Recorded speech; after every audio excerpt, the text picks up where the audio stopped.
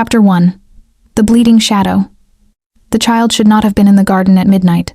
7-year-old Airlise crept through the overgrown roses behind her foster home, bare feet silent on dew-soaked grass. Sleep never came easily in that house. Too many voices, too many rules, too many children who looked at her like she didn't belong.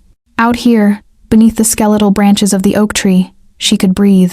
The moon hung fat and silver overhead, painting everything in shades of pearl and charcoal.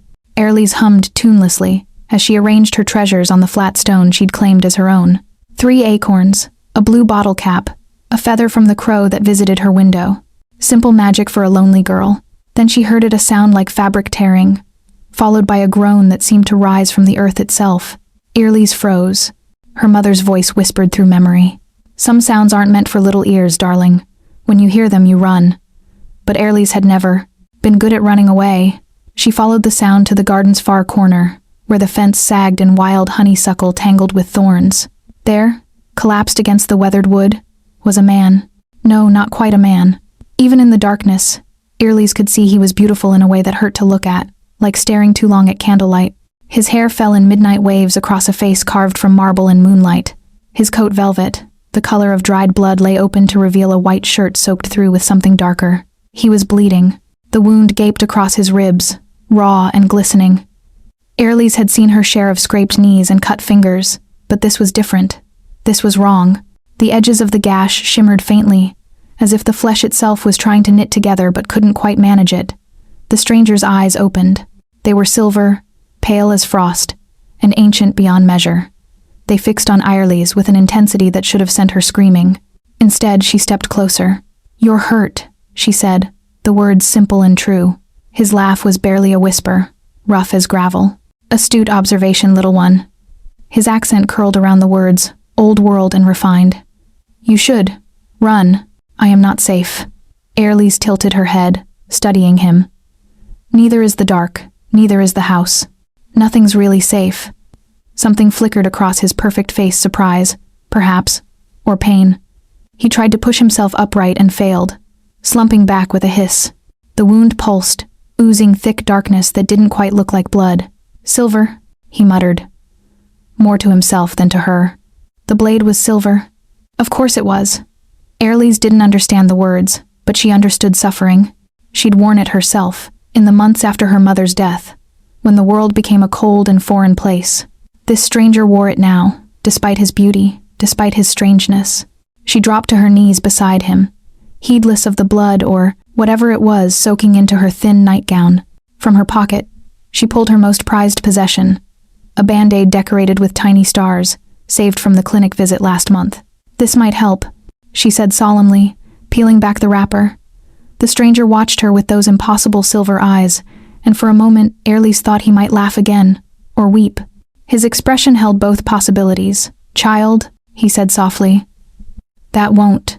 But she was already pressing the small bandage over the worst of the wound, her tiny fingers careful and gentle. The adhesive barely covered a fraction of the gash, the cheerful stars absurd against the violence of torn flesh. And then, the stranger jerked as if struck. His entire body went rigid, silver eyes widening in shock. A sound escaped him that might have been a gasp or a prayer. Airlise snatched her hand back. "Did I hurt you?" "Yes," he breathed. Then quieter, with something like wonder. "Yes, you did." He lifted one pale hand, to touch the ridiculous band-aid, fingers trembling. When he looked at Airlise again, his expression had transformed into something unreadable. Confusion and revelation mingled with what might have been terror. "I felt it," he whispered. "For the first time in 300 years, I felt pain." Airlise frowned. "That doesn't sound like a good thing." "No," his laugh was broken. "It isn't. It's impossible." He reached for her, his hand hovering just above her hair, not quite touching. "What are you, little star?" Before Airlise could answer, light blazed from the house, the back door slamming open, voices shouting her name. She'd been found. The stranger's expression shuddered, returning to cold marble. "They're looking for you. I don't want to go back." "You must." He pushed himself upright with visible effort, the movement controlled despite his injury. Up close, Airlise could see he was taller than seemed natural, his frame whipcord lean beneath the blood-stained clothes. "Listen, carefully. What you've done tonight, what you've awakened, it cannot be undone. They will come for me. The hunters always come. Who? Men who believe monsters should die. His smile held no warmth. They aren't entirely wrong. Footsteps crashed through the garden, multiple voices calling in alarm. The stranger's hand finally settled on Irelise's head, cold as winter frost, impossibly gentle. Remember this, little star. You showed kindness to something that shouldn't feel it. You broke a curse I didn't know I carried. He leaned down, his voice dropping to barely a whisper. I will find you again, when you're grown, when you understand what you are, when you're ready for the truth. What truth? Silver eyes met hers, reflecting moonlight and secrets, and something that might have been sorrow. That some wounds are meant to bleed forever, and some band-aids are made of mercy strong enough to break even death's hold. Then he was gone, simply gone, as if he'd never been there at all. Only the blood stain on her nightgown and the faint scent of smoke and winter remained. Irelise's foster mother found her standing alone by the fence, staring at empty air. The woman scolded and fretted, bundling the child back to the house, never noticing the darkness that watched from the shadows of the oak tree, never noticing the ancient thing that had learned to feel again, never noticing how the child looked back over her shoulder, searching the darkness with knowing eyes. 15 years later, on another moonlit night, Irelise would understand. She would remember the stranger with silver eyes and impossible beauty. She would remember the wound that wouldn't heal, and the childish act of compassion that changed everything. And when he came for her because he would come, as promised, she would be ready for the truth that had been bleeding between them since the night she taught a vampire what it meant to hurt, what it meant to hope, what it meant, after centuries of numbness, to feel. Chapter 2. The Invitation in Blood. Irelise's fingers cramped around the scalpel as she completed the final suture on the wounded sparrow. The bird lay still under the examination lamp, its chest rising and falling in shallow rhythm. Around her, the veterinary clinic hummed with the familiar sounds of after-hours quiet, the hum of refrigerators, the distant bark of a recovering dog, the whisper of her own breath. 22 years old, and she still found herself drawn to broken things. You're staying late again. Dr. Chen appeared in the doorway, shrugging into his coat. His expression was kind, but concerned, the same look everyone seemed to give Irelise eventually. That's the third night this week. The bird needed surgery. I couldn't just leave it. The bird is a wild thing that probably won't survive regardless of your intervention. His voice was gentle. You can't save everything, Irelise. I know, she wanted to say. I learned that when I was 7. Instead, she smiled the smile that made people stop worrying. I'll lock up. See you Monday. Dr. Chen hesitated, then nodded and left. Irelise waited until his footsteps faded before returning her attention to the sparrow. Its wing was shattered, likely a cat attack, but the bones were set now, the tissue cleaned and closed. It might fly again. It might not. Some wounds never properly healed. The thought brought an unwelcome memory. A man who wasn't quite a man, bleeding against a garden fence. Silver eyes that saw too much. A child's band-aid pressed over an impossible wound. Irelise shook her head sharply. That night had been a dream, a fantasy spun by a lonely girl desperate for magic. She'd convinced herself of it long ago. The alternative that she'd actually encountered something other, something that promised to return, was too dangerous to believe. She was cleaning her instruments when the power cut out. Darkness swallowed the clinic whole. Irelise's breath caught, her hand automatically, reaching for her phone. The screen illuminated nothing, completely dead, despite being fully charged minutes ago. A whisper of sound came from the waiting room. Fabric against tile, footsteps that made no noise. Who's there? Irelise's voice steadied despite her racing pulse. She gripped the scalpel, feeling ridiculous and terrified in equal measure. The clinic is closed. I know. The voice rolled through the darkness like distant thunder, cultured and cold. I didn't come for veterinary services. Irelise's blood turned to ice. She knew that voice, or rather, her bones remembered it, even if her mind had tried to forget. The emergency lights flickered on, casting red-tinged shadows across the waiting room. And there, standing between the empty chairs and scattered pet magazines, was the stranger from her childhood. He hadn't aged a day. The same midnight hair, longer now, pulled back to reveal the razor-sharp architecture of his face. The same impossible beauty that made her eyes water. The same silver gaze that had haunted 15 years of half-remembered dreams. He wore modern clothes, a black shirt, dark pants, but somehow looked as though he belonged to a different century entirely. You, Irelise breathed. His smile was a blade wrapped in silk. You remember. Good. I'd hoped you would. He moved closer, and Irelise's hand tightened on the scalpel. He noticed. Of course, those silver eyes tracked the movement with predatory precision, but he didn't slow. Didn't stop until he stood directly in front of her, so close she could see the absolute stillness of his chest. He wasn't breathing. What are you? The question escaped before Irelise could stop it. You already know. He tilted his head, studying her with the same intensity he'd shown that night in the garden. Your hands remember what your mind tried to forget. When you touch wounded things, when you feel their pain, you know, don't you? You've always known.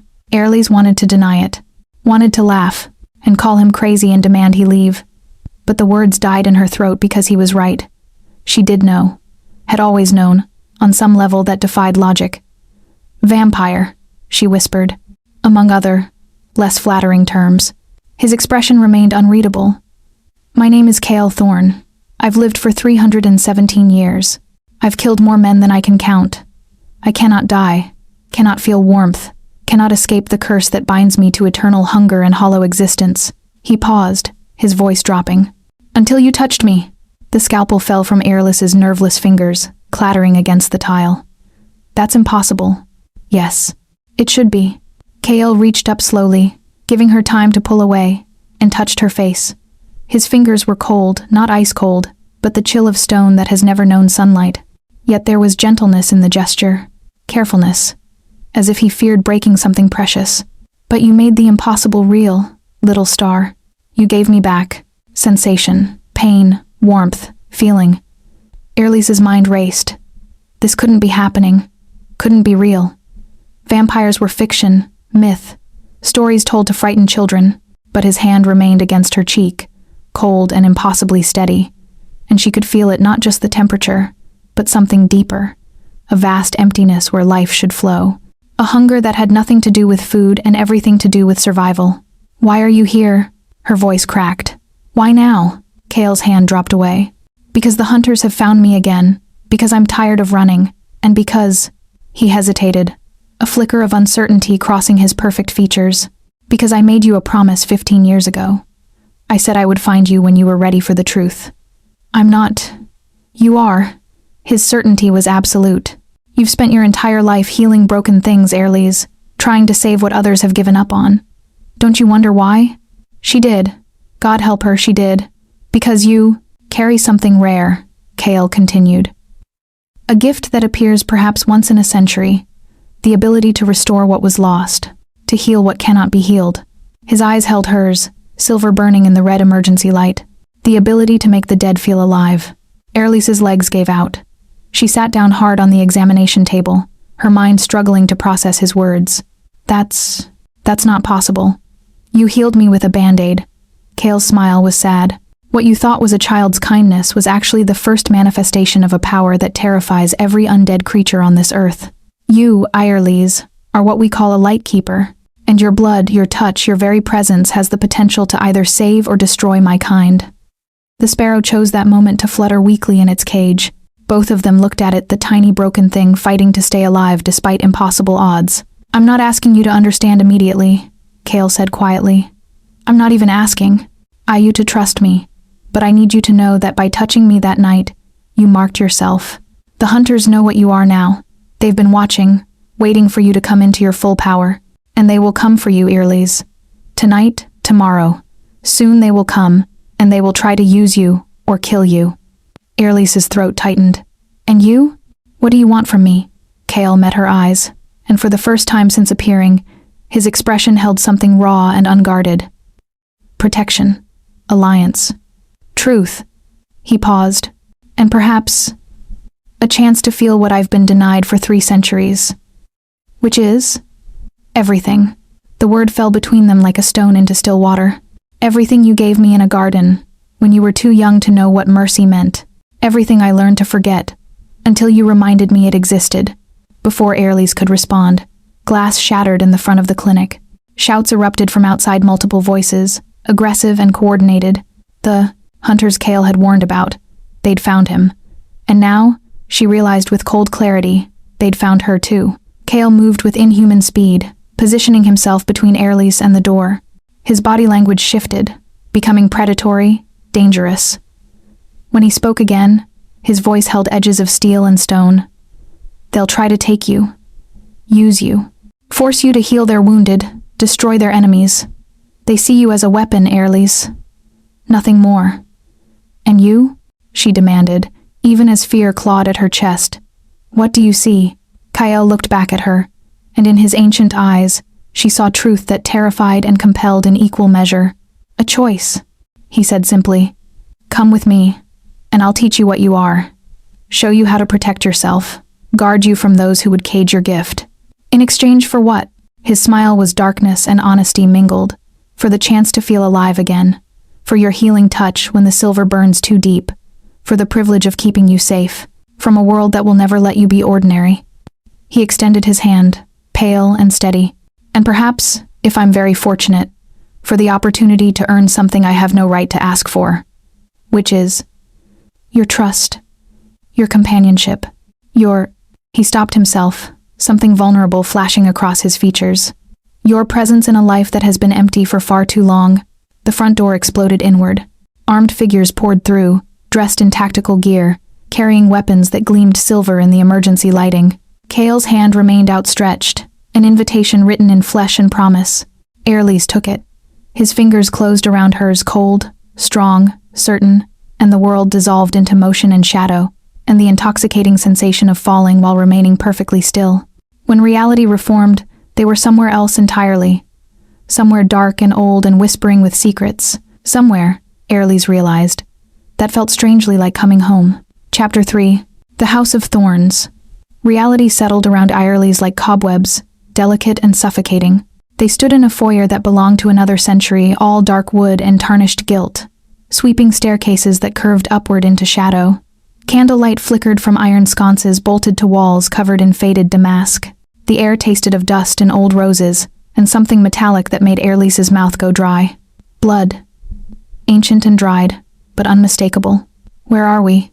Her voice echoed strangely in the vast space. Kale released her hand, and Airlis immediately felt the absence of his cold touch. He moved through the foyer with the ease of long familiarity, lighting more candles with matches pulled from his pocket.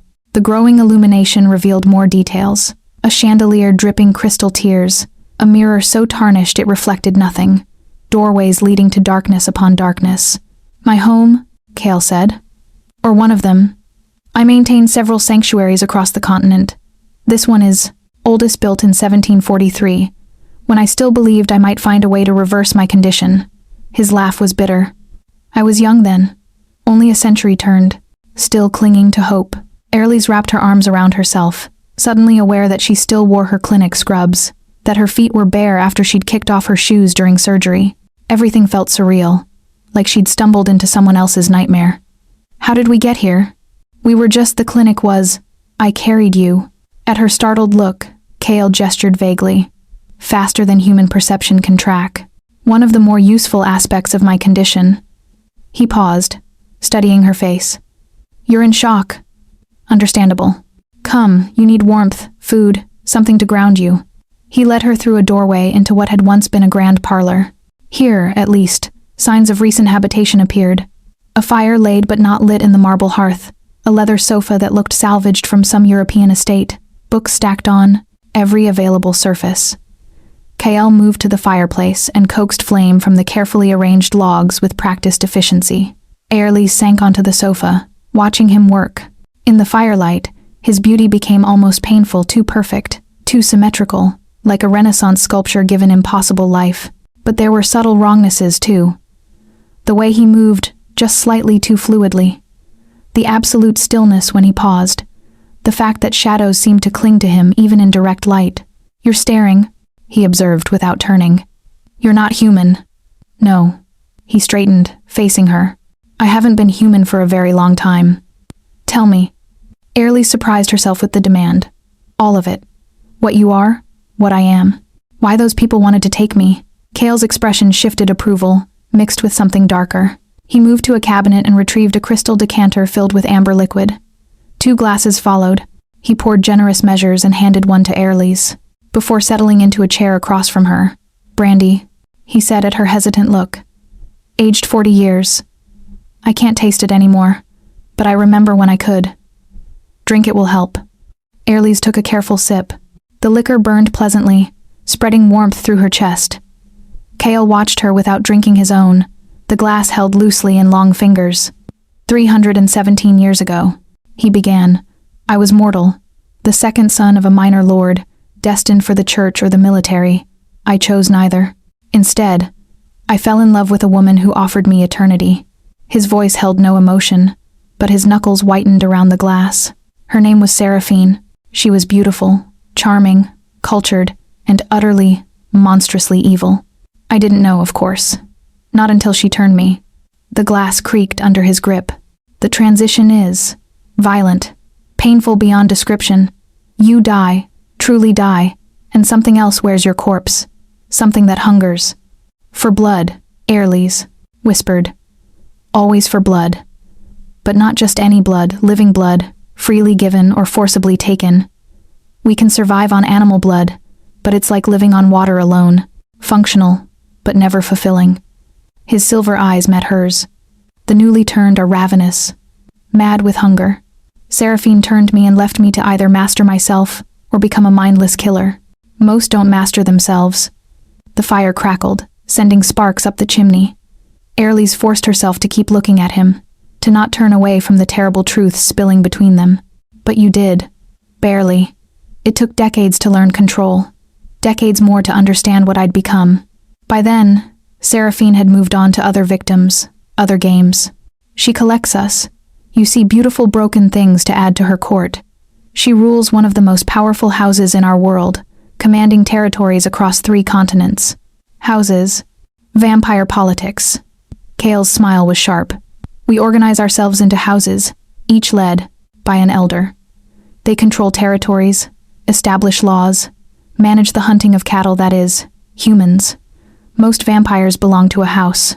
Those who don't, who refuse to bend knee to an elder, are called solitaires. They're hunted, persecuted, killed if they become inconvenient. Like you. Like me. He finally lifted his glass, though he didn't drink. I left Seraphine's house 2 centuries ago. Refused her commands, rejected her authority. She's been trying to force my return or kill me ever since. Airlys absorbed this, the brandy warming her blood but doing nothing to ease the ice forming in her stomach. And the hunters? The people at the clinic? The Order of the Silver Dawn, humans who have made it their mission to eradicate vampires. They've existed almost as long as we have, originally formed by clergy who recognized the threat we posed. Kale's expression darkened. They're zealots, most of them. True believers who see all vampires as demons to be destroyed. But lately, they've become more pragmatic. How so? They've learned that certain humans possess abilities useful in fighting vampires. Seers who can sense our presence. Warriors whose blood burns us on contact. And lightkeepers, his gaze locked onto hers, who can restore what we've lost. Airlys set down her glass with trembling hands. You said I could heal you, make you feel. What does that mean? Kale leaned forward, elbows on his knees. In the firelight, his features seemed almost human, almost vulnerable. We are dead things, Airlys, animated by something that isn't life but mimics it. We don't feel as you do, no warmth, no taste, no true sensation. Pain exists only as a warning system. Pleasure is absent. We are hollow. But when I touched you, when you touched me, I felt pain. Real, burning, human pain from that ridiculous band-aid pressing against an open wound. His voice rough with wonder, and warmth, and connection. For the first time in 300 years, I felt alive. The admission hung between them, fragile and terrible. That's why they want me, Airlys said slowly. The Order. They want to use this ability. Yes. To torture vampires into submission. To force information from captured creatures. To weaponize your gift in their holy war. Kale's hands clenched into fists. And Seraphine wants you for the opposite reason, to restore sensation to her court. To reward loyalty with the ability to feel again. You would be a prize beyond measure, caged and used until your power ran dry. And you? The question came out sharper than intended. What do you want from me, Kale? Really? He went very still. When he spoke, his voice was barely above a whisper. I want to remember what it means to be human. I want 1 year, 1 month, 1 moment of feeling the world as I did before death claimed me. His eyes burned silver in the firelight. But more than that, I want you safe. Because you showed me kindness when I had forgotten it existed. Because you were brave when you should have been terrified. Because you deserve better than being torn apart by forces that see you as a weapon rather than a person. Airlies's breath caught. The raw honesty in his words stripped away pretense, left only truth bleeding between them. I can't go home, she realized. Can I? No. The Order knows your address, your routine, your weaknesses, and Seraphine's spies will have reported your emergence by now. Both sides will come for you. So I'm trapped here. You're safe here. Kale rose, moving to the fire. This house is warded, protected by magic older than my turning. No one can enter without invitation. And I will teach you how to defend yourself, how to control your gift, how to survive in a world that will never let you be ordinary again. In exchange for what? Airlies repeated her earlier question. Kale turned, and in his face she saw centuries of loneliness, of hunger that had nothing to do with blood. In exchange for the possibility that you might choose to share what you gave me once before, not under duress, not from obligation, but freely, if you decide I'm worthy of such mercy. Thunder rumbled outside when had a storm begun, shaking the ancient windows.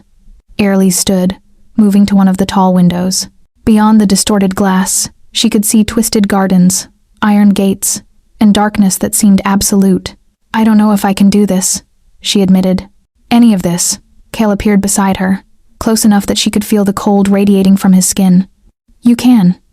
You already have. You've been fighting to survive since you were 7 years old, Airlies. This is simply a different battle. A battle where I'm the prize, she said bitterly. A battle where you choose your own side. His reflection in the glass met hers. Stay here. Learn from me. When you're strong enough, when you understand your power fully, you can make your own choices about what happens next. Leave if you wish. Ally with the Order if you believe in their cause. Return to ordinary life if you find a way. Or stay. The word fell soft as snowfall. Help me understand what I've become. Teach me to feel again, even if only in your presence. Let me protect you from those who would cage your light. Airlies closed her eyes. Behind her lids, she saw the sparrow in its cage, fighting to survive despite broken wings. Saw herself at 7, pressing a band-aid over an impossible wound. Saw a future fractured into 1,000 possible paths, none of them safe, all of them strange. Okay, she whispered. I'll stay. For now. When she opened her eyes, Kale's reflection wore an expression of such profound relief that it startled her. Then he schooled his features back to careful neutrality, stepping away to grant her space. I'll show you to your room. You should rest. The transition from your old life will take time to process. But as he led her up the sweeping staircase, past portraits of long dead, aristocrats and doors that whispered secrets, Airlies realized she wasn't tired. Fear had burned through exhaustion, leaving her wire-taut and alert.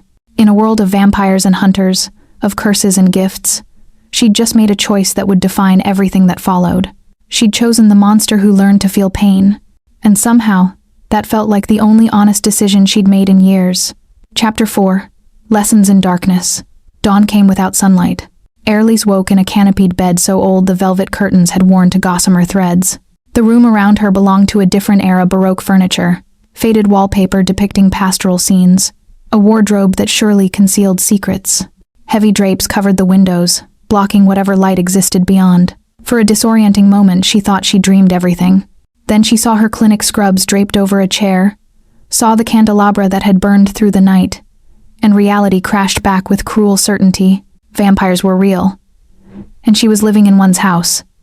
A knock at the door made her jump. Airlies? Kale's voice, smooth and controlled. May I enter? The formality struck her, may I? Not a demand. Despite this being his home, she pulled the duvet closer. Yes. The door opened to reveal Kale looking exactly as he had hours ago. Perfect, composed, utterly unmarked by the passage of time. He carried a tray laden with food, bread, cheese, fruit, a pot of tea steaming gently. The domesticity of the gesture clashed violently with everything else about him. I didn't know what you'd prefer, he said, setting the tray on a small table. I haven't prepared breakfast in 2 centuries. The internet suggested variety. Despite everything, Airlies almost smiled. You looked up breakfast? I looked up many things. He moved to the windows and opened the drapes in one smooth motion. Gray light filtered through, revealing gardens drowned in morning mist. How to care for a house guest. What humans require for comfort. How to explain the supernatural world to someone recently initiated. He glanced back. The internet is remarkably useless for the latter. Airlys climbed from the bed, suddenly self-conscious in the borrowed nightgown. Someone, Kyle, presumably had laid out while she slept. It was old-fashioned but clean, white cotton that smelled faintly of lavender. "Did you sleep?" she asked, then felt foolish. "Do you sleep?" "Not as you do. We enter a state of dormancy during daylight hours, our bodies shutting down, reserving strength. But true sleep, with dreams and rest?" He shook his head. "That's another thing death stole." Airlys approached the food, her stomach growling despite the surreal circumstances. The bread was fresh, the cheese sharp and aged, the tea perfectly brewed. She ate while Kyle watched from near the window. His posture relaxed but his attention absolute. "We need to begin your education," he said after she'd taken the edge off her hunger. "The world you've entered operates by rules you don't yet understand. Ignorance will get you killed." "That's comforting. I don't intend to comfort you. I intend to keep you alive." His tone remained level, but something fierce burned beneath it. "Get dressed. There are clothes in the wardrobe, several sizes, different styles. Meet me in the library when you're ready. We have much to discuss." He left without waiting for a response. Airlys found the wardrobe stocked with an eclectic collection. Modern jeans and sweaters alongside period pieces that might have belonged in museums. She chose practical dark pants, a soft shirt, boots that fit surprisingly well. Then she ventured out into the corridor. The house revealed itself slowly in daylight. It was a labyrinth of rooms and passages, each space frozen in a different decade. One salon held furniture from the Victorian era, another room displayed Art Deco elegance, while a third seemed untouched since the Renaissance. Everywhere, dust motes drifted through gray light, and silence pressed down like a physical weight. She found the library by following the scent of old paper and leather. It occupied a wing unto itself, 2 stories tall, lined floor to ceiling with books, connected by a spiraling iron staircase. Kyle stood at a massive desk, spreading out papers and maps with methodical precision. "Your home is enormous," Airlys observed, stepping inside. "I've had 3 centuries to acquire property." He gestured for her to approach. "And I prefer space between myself and the world. Easier to maintain security." The maps sprawled across the desk showed different territories, marked with symbols Airlys didn't recognize. Red dots clustered in urban centers. Blue lines traced what might be borders. Black X marks indicated. "What? Death? Danger? This is the vampire world," Kale explained, reading her confusion. Red marks, house territories, areas controlled by elders. Blue lines show contested zones where multiple houses vie for control. Black marks are hunting grounds, places where the Order of the Silver Dawn operates freely. Airlys leaned closer. "There are so many. Thousands of vampires exist worldwide. Most are young turned within the last century. Few survive longer than 200 years. His finger traced a cluster of red dots in Europe. Seraphine's house controls most of the old world. She is one of 3 eldest elders, vampires who have survived a millennium or more. And she wants me. She wants what you represent. A Lightkeeper hasn't emerged in over a century. The last one was captured by the Order and used as a weapon until she died from the strain." Kale's jaw tightened. Her name was Margot. She was 16. They worked her to death in 3 years. Nausea churned in Airlys's stomach. "That can't happen to me." "It won't. I won't allow it." The vehemence in his voice startled them both. He drew back, moderating his tone. "But you need to understand your gift. How it works. What it costs you." "I don't even know what I am," Airlys admitted. "This Lightkeeper thing, I've been healing animals for years. But nothing like what you're describing. Because you've been suppressing it. Unconsciously protecting yourself." Kale moved to a shelf and retrieved a leather-bound journal, its pages yellowed with age. "This was Margot's diary. The Order kept it as a record. I stole it from their archives 50 years ago." He opened the book, revealing cramped handwriting and faded ink. Airlys read over his shoulder. "The pain is worse today. When I heal them, the vampires they bring me, the ones they've captured, I feel their hunger, their cold, their emptiness. It pours into me like poison, and I have to push it back out, fill them with life they don't deserve. Afterward, I'm hollow. So hollow. Jesus," Airlys breathed. She was forced to perform healings daily, sometimes multiple times. The strain destroyed her from the inside. Kale closed the post, Journal carefully. Your gift works as an exchange, Airlys. You give life force, warmth, sensation, vitality to what is dead. In return, you take in their death. The cold, the hunger, the vast emptiness of undeath. That sounds horrifying. It is, but it can also be controlled. Margot never learned how because the Order didn't care if she survived the process. They only cared that she was useful. His silver eyes met hers. I will teach you control. How to regulate the exchange. How to protect yourself while still accessing your power. Why would I want to access it? The words came out sharper than intended. If it's that dangerous, because they will force you to use it if they capture you. And because, he hesitated, something vulnerable crossing his face. Because it's part of who you are, Airlys. Denying it won't make it disappear. It will only make you weaker when you're forced to confront it. Airlys turned away, moving to one of the tall windows. Outside, the mist was lifting, revealing more of the overgrown gardens. Thorns had claimed everything, roses growing wild, brambles strangling stone paths, nature reclaiming what civilization had built. How do we start? She asked quietly. By establishing your baseline. Kale moved to stand beside her, careful not to touch. I need to understand how your body responds to proximity with the undead. Then we'll work on controlled exposure, brief contact, managed exchanges. Eventually, you'll learn to regulate the flow of life force consciously. Eventually. How long will that take? Months. Perhaps years. At her sharp intake of breath, he continued, I know it sounds like a long time, but developing mastery over something this powerful, this dangerous, it can't be rushed. Margot tried to rush. The Order pushed her too hard, too fast. She burned out. And if Seraphine's people find me before I'm ready, then I fight, simple. Absolute. I've survived this long by being very, very good at violence. When necessary. The admission should have frightened her. Instead, Airlys felt a strange sort of comfort in his brutal honesty. Kale wasn't trying to soften reality or offer false reassurances. He was treating her as someone capable of handling the truth. Okay, she said. Show me. They moved to a cleared space in the library's center. Kale positioned himself several feet away, giving her space but remaining close enough for the lesson. First, I want you to simply observe what you feel in my presence. Don't try to change anything, just notice. His voice dropped into a teaching cadence, controlled and measured. Close your eyes if it helps. Airlys did. Immediately, she became aware of something she'd been unconsciously ignoring. A cold spot in the room's warmth, a void where life should exist. It emanated from Kale like winter wind, not aggressive but simply absent. I feel nothing, she said. Where you are, there's just nothing. Yes, that's what undeath is.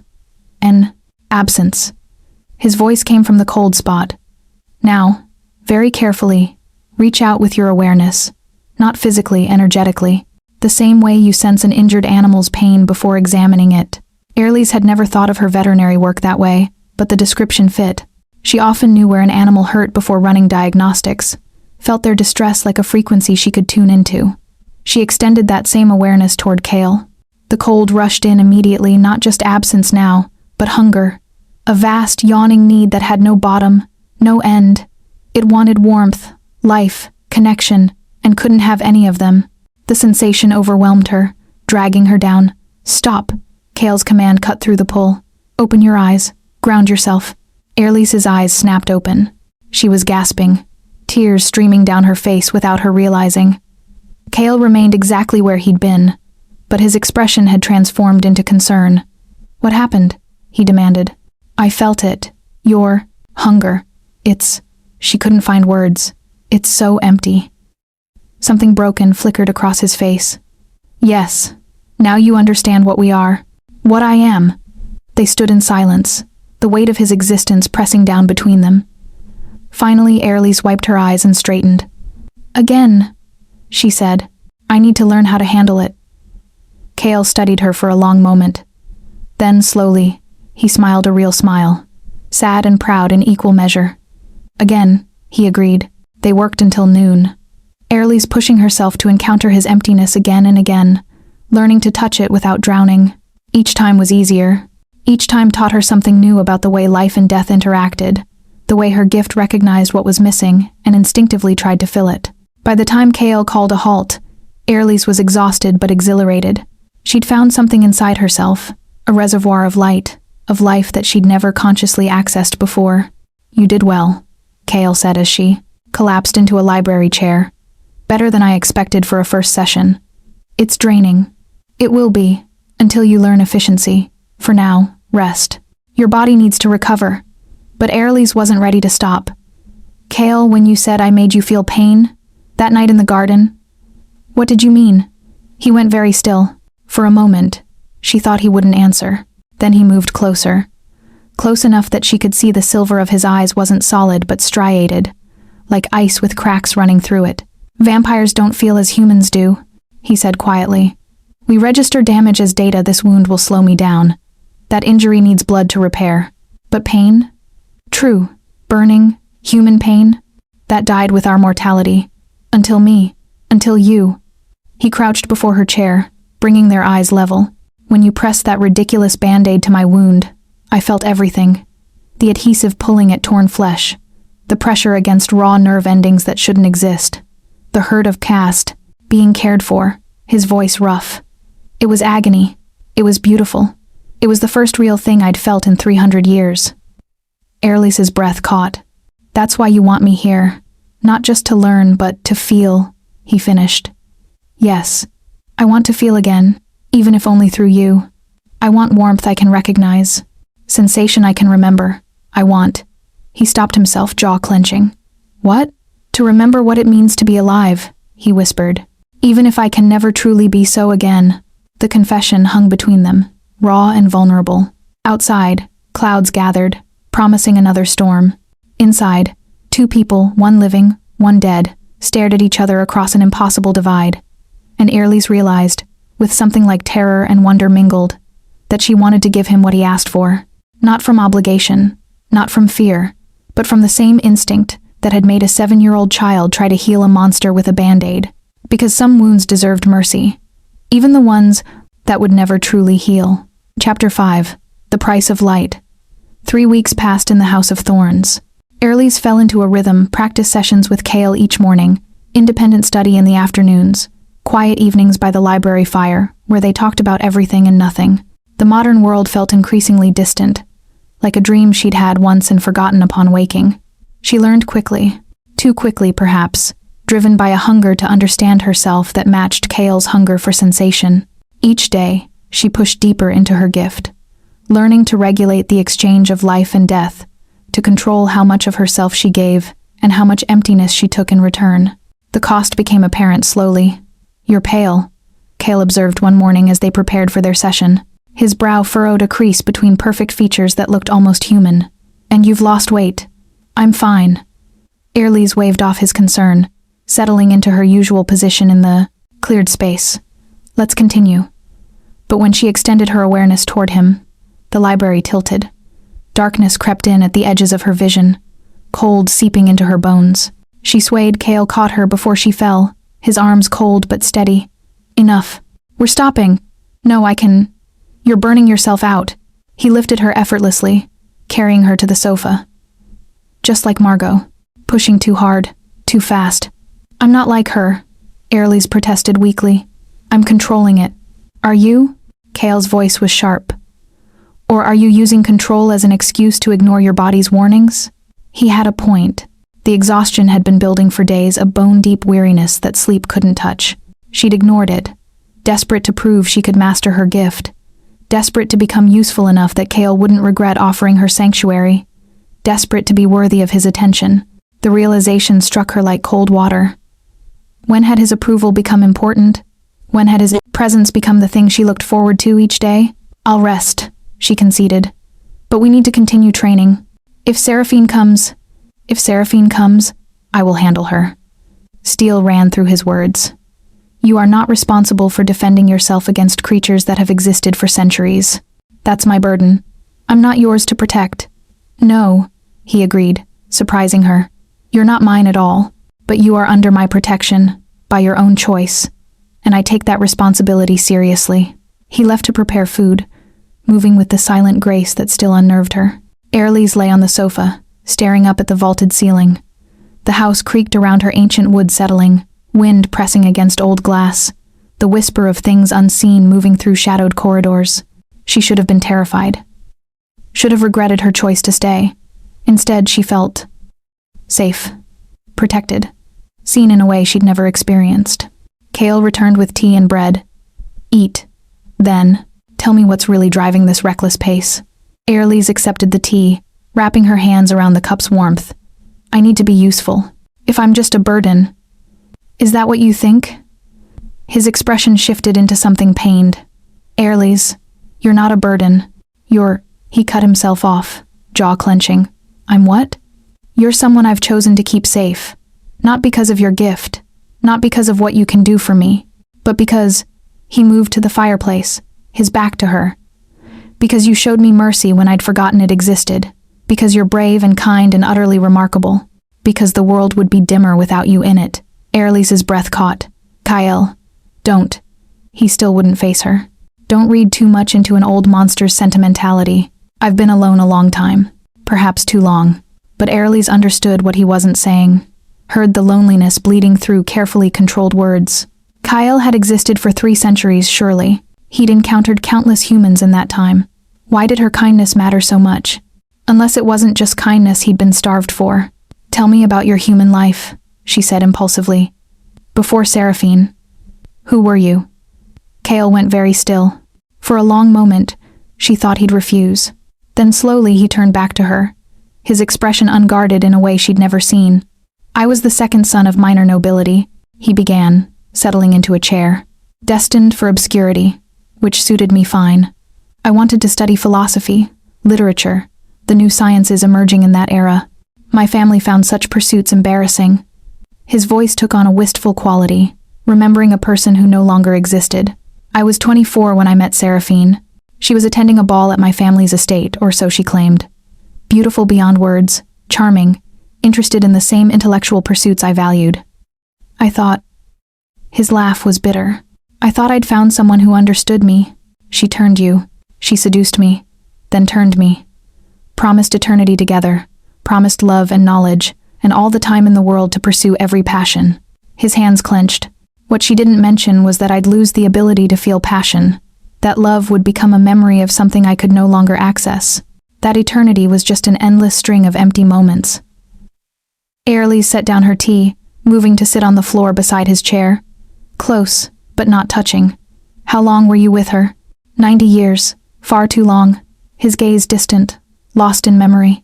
She collected beauty, you see. Turned artists, musicians, poets, anyone whose talent or appearance caught her attention. We were her court, her toys, her pretty dead things, and she delighted in our suffering. How did you escape? I didn't. Not at first. He looked down at her, and in his eyes she saw centuries of pain. I simply stopped caring whether she killed me for disobedience. I'd rather face true death than continue existing as her ornament. So I left. She sent hunters. I killed them. She sent more. I ran. And I've been running, in one way or another, for 2 centuries. Until now. Until now, he echoed. Until a child with a band-aid reminded me that not all humans are cattle or predators. That mercy exists, even for monsters. Airlise reached up slowly, telegraphing the movement, and placed her hand on his, where it rested on the chair arm. His skin was cold as ever, but she felt something else, now a faint pulse beneath the surface.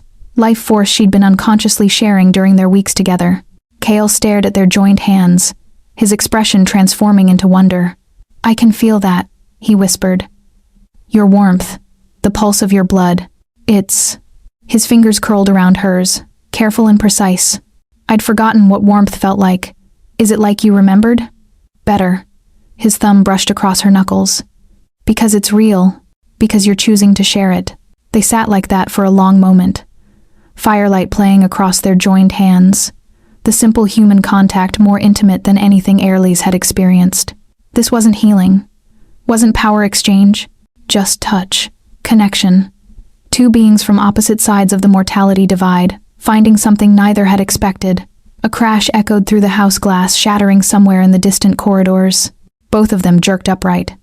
Kale moved instantly, positioning himself between Airlise and the door, his entire demeanor shifting from vulnerable to predatory in a heartbeat. Stay here, he ordered. Don't leave this room. What is it? Company. His smile was all teeth, and not the welcome kind. He was gone before she could protest, moving with inhuman speed. Airlie scrambled to her feet, heart hammering.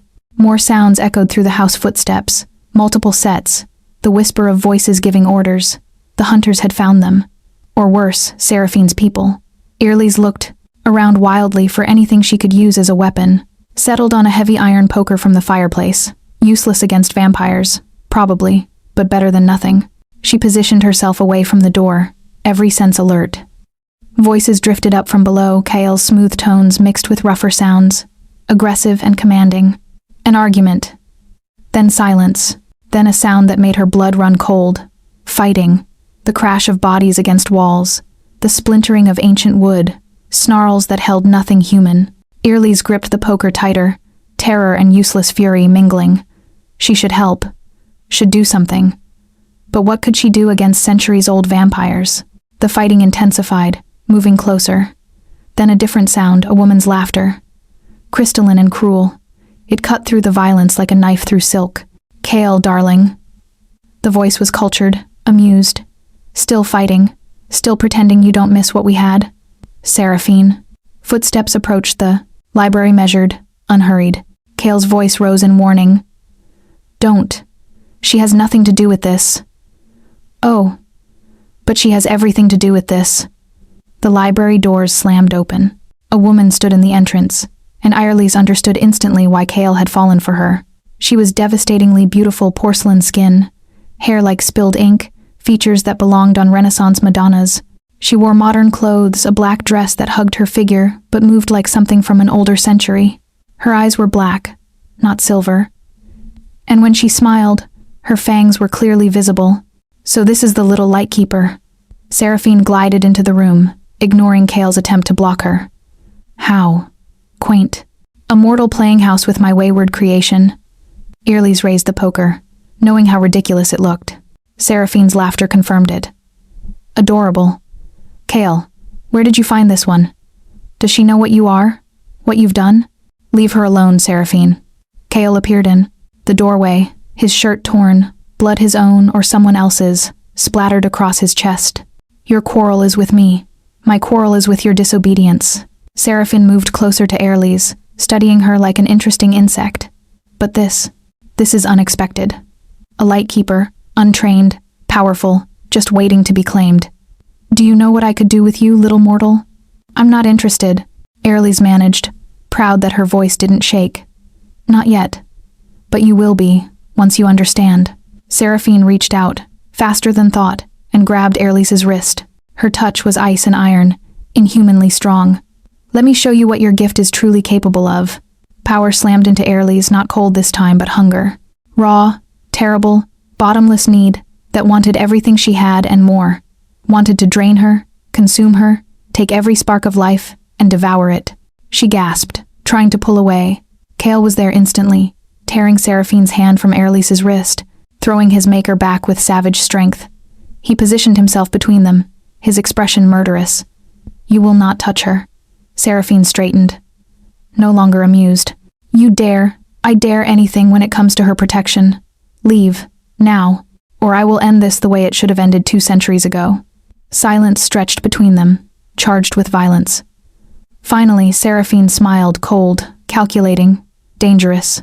Keep your little pet then, for now. But know this, Kale, I will return. And next time I'll bring my full court. You cannot protect her forever.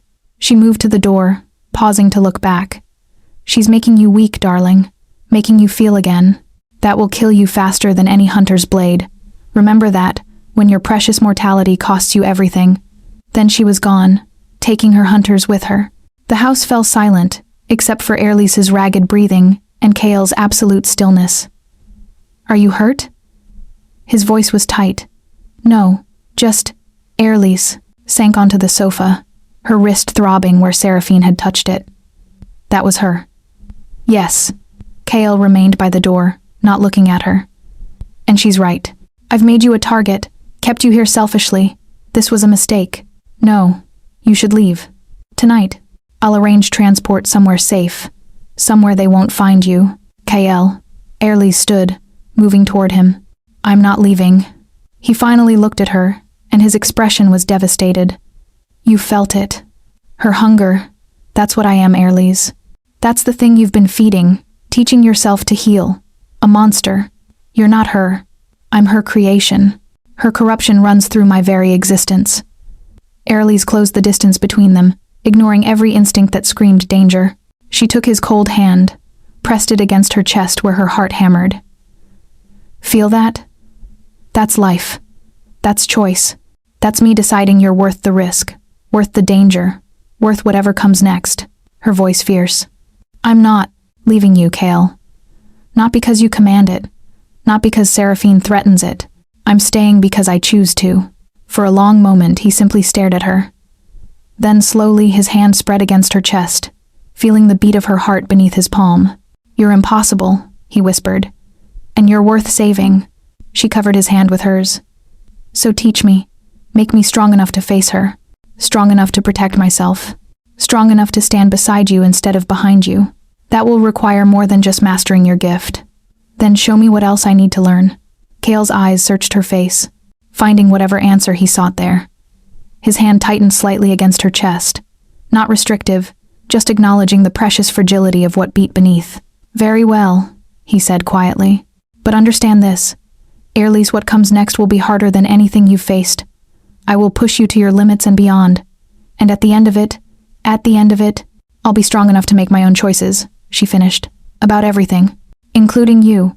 Something flickered across his face, hope and fear mingled, vulnerability naked in his ancient eyes. Including me, he agreed. And as thunder rolled across the darkening sky, as the House of Thorns settled around them like a protective embrace, Airlies realized she'd just made a promise that would change everything.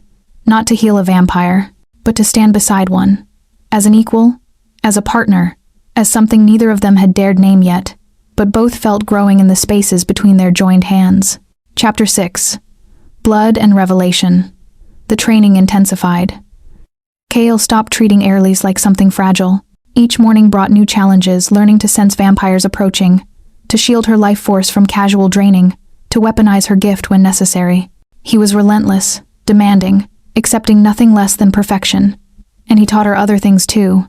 How to fight, with silver blades that burned his skin to help her practice. How to recognize different vampire bloodlines by their power signatures. The political web connecting houses across continents, where alliances shifted like sand and betrayal was currency. You're learning quickly, he observed one evening, 3 weeks after Seraphine's visit. They stood in the ballroom, a vast space Kael had cleared for combat training, both breathing hard. Well, Airlies breathing hard. Kael simply stood still, as always. You're a good teacher. Airlies wiped sweat from her forehead. Terrifying, but good. His lips quirked. Terrifying? You don't accept excuses, or weakness, or anything less than, she gestured vaguely, whatever impossible standard you've set. The standard is survival. There is no compromise there. He was right, of course, but sometimes Airlies wondered if he pushed so hard because he feared what would happen if she couldn't protect herself, if his fear of losing her drove the intensity, if she mattered to him more than he admitted. I need to feed. The abrupt shift in topic caught her off guard. Kael turned away, moving toward the ballroom's exit. I'll be gone tonight. Lock the doors. Don't answer for anyone. Wait. Airlies followed him into the corridor. You haven't left since Seraphine came. How long has it been since you fed? Longer than wise. His tone discouraged further questions. But Airlies had grown too comfortable with him to let it go. How do you feed? Do you kill? Kael stopped, his back still to her. I did once, when I was young and undisciplined. Now I hunt criminals, rapists, murderers, those who prey on the vulnerable. I take enough to sustain myself, leave them alive but marked. Is that what you wanted to know? I wanted to know you weren't killing innocents. He turned, and something raw showed in his face. Does it make me more palatable, knowing I have standards about whose life I steal? It makes you someone trying to be better than what was forced upon you. The words hung between them. Kael's expression shifted surprise, gratitude. Something deeper he quickly buried. I need to go, he said quietly. Before the hunger makes me dangerous. Even to you. Wait. Airlies spoke before fully thinking it through. What if you didn't have to hunt? Meaning? Meaning. She took a breath. Meaning I'm a light keeper. I give life force. Isn't that what feeding is? Taking life? Understanding dawned in Kale's eyes, followed immediately by refusal. No, absolutely not. Why not? You've been teaching me control. I can regulate the exchange now. What if I lose control? His voice sharp. What if the hunger overrides discipline? What if I take too much and drain you dry? I won't risk it, Airles. I won't risk you. Then teach me how to stop you. How to cut off the flow if it becomes too much. She moved closer, not touching but near. Kale, you're weakening yourself by waiting so long between feedings. I can feel it. And if Seraphine comes back while you're depleted? I said no. You're afraid. The realization surprised her. You're afraid you'll hurt me. Of course I'm afraid. The admission tore from him. You're the first thing in 3 centuries that's made me feel alive. The first person who sees past the monster to whatever might still be human underneath. The first. He stopped, jaw clenching. The first what?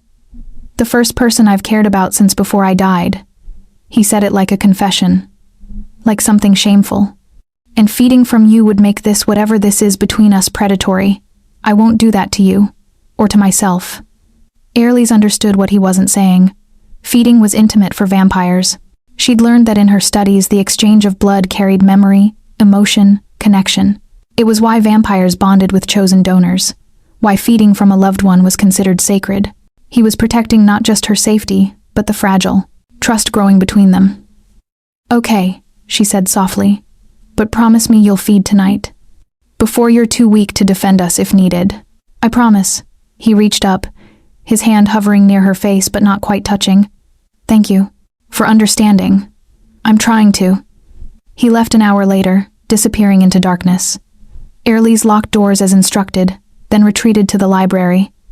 But sleep wouldn't come. She kept thinking about Kyle hunting through city streets, taking life from strangers to sustain himself. Kept thinking about the hunger she'd felt from him during training, growing, intensifying, becoming harder to ignore. He was starving himself to avoid risking her. The realization settled in her chest like a stone. Hours passed. Airles dozed fitfully in a library chair, jerking awake at every sound. The house creaked and settled. Wind pressed against windows, but nothing breached the wards Kale had placed. Then, near dawn, she felt it a spike of distress, of pain, sharp, enough to wake her fully. It came from Kale, somehow transmitted across whatever bond had formed between them during their training. He was hurt. Airles was moving before conscious thought, grabbing a coat, her silver blade, running for the door. She shouldn't go out.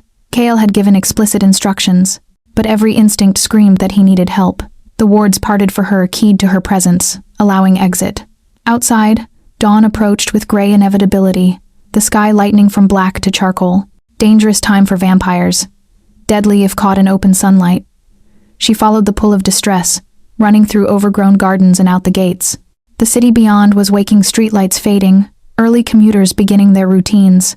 Airles wove through streets, following something that wasn't quite sight or sound but deeper.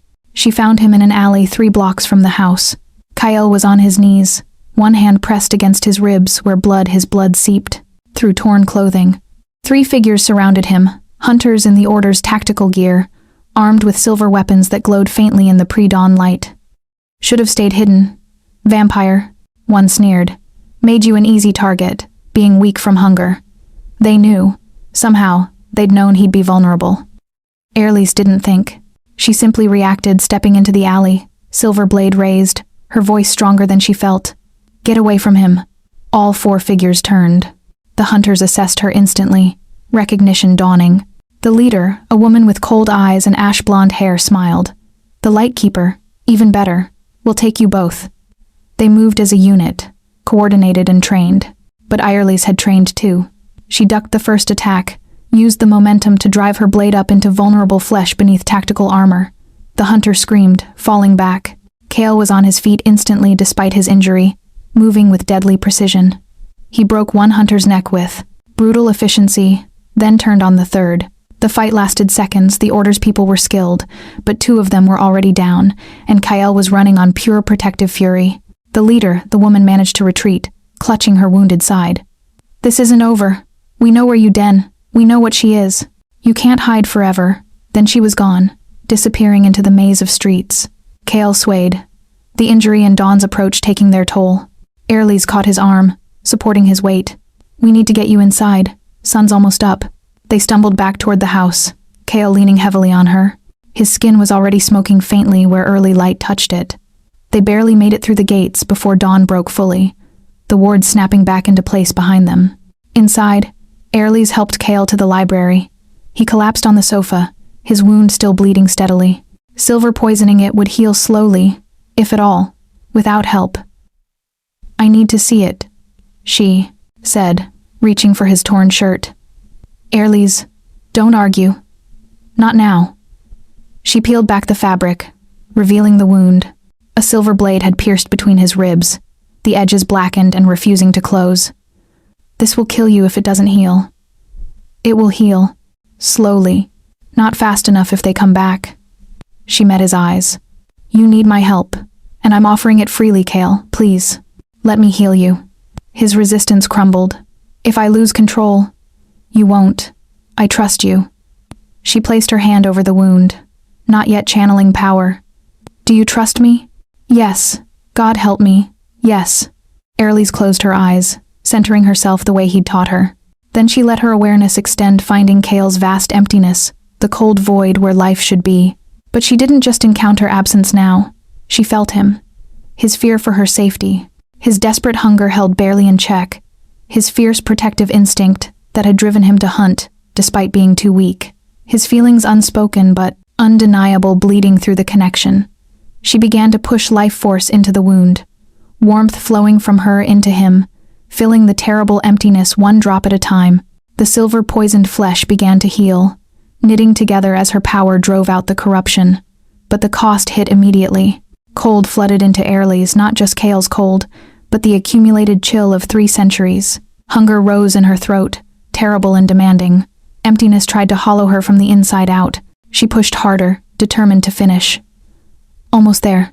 Just a little more. Arms wrapped around her, Cale's arms pulling her back. "Stop. You've done enough." "But it's not. It's enough." His voice rough. "I won't let you burn out for me."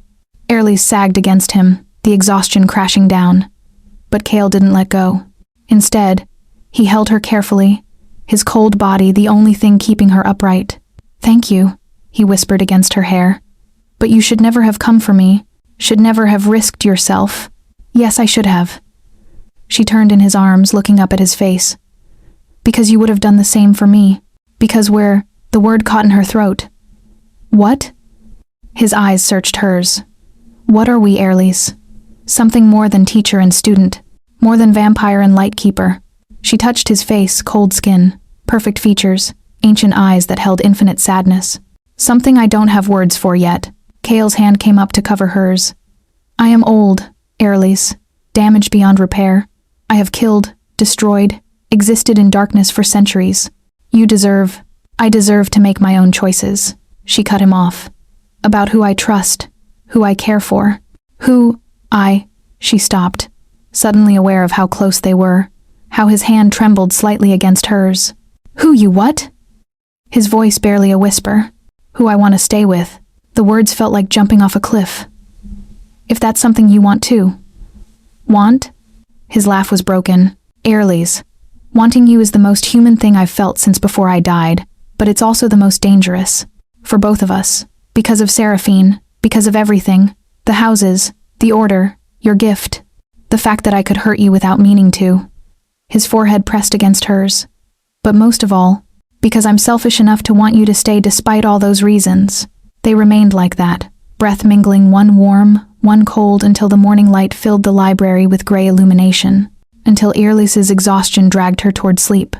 Until Cale carried her upstairs, laid her in bed with careful gentleness, and sat in the chair beside her, watching over her rest.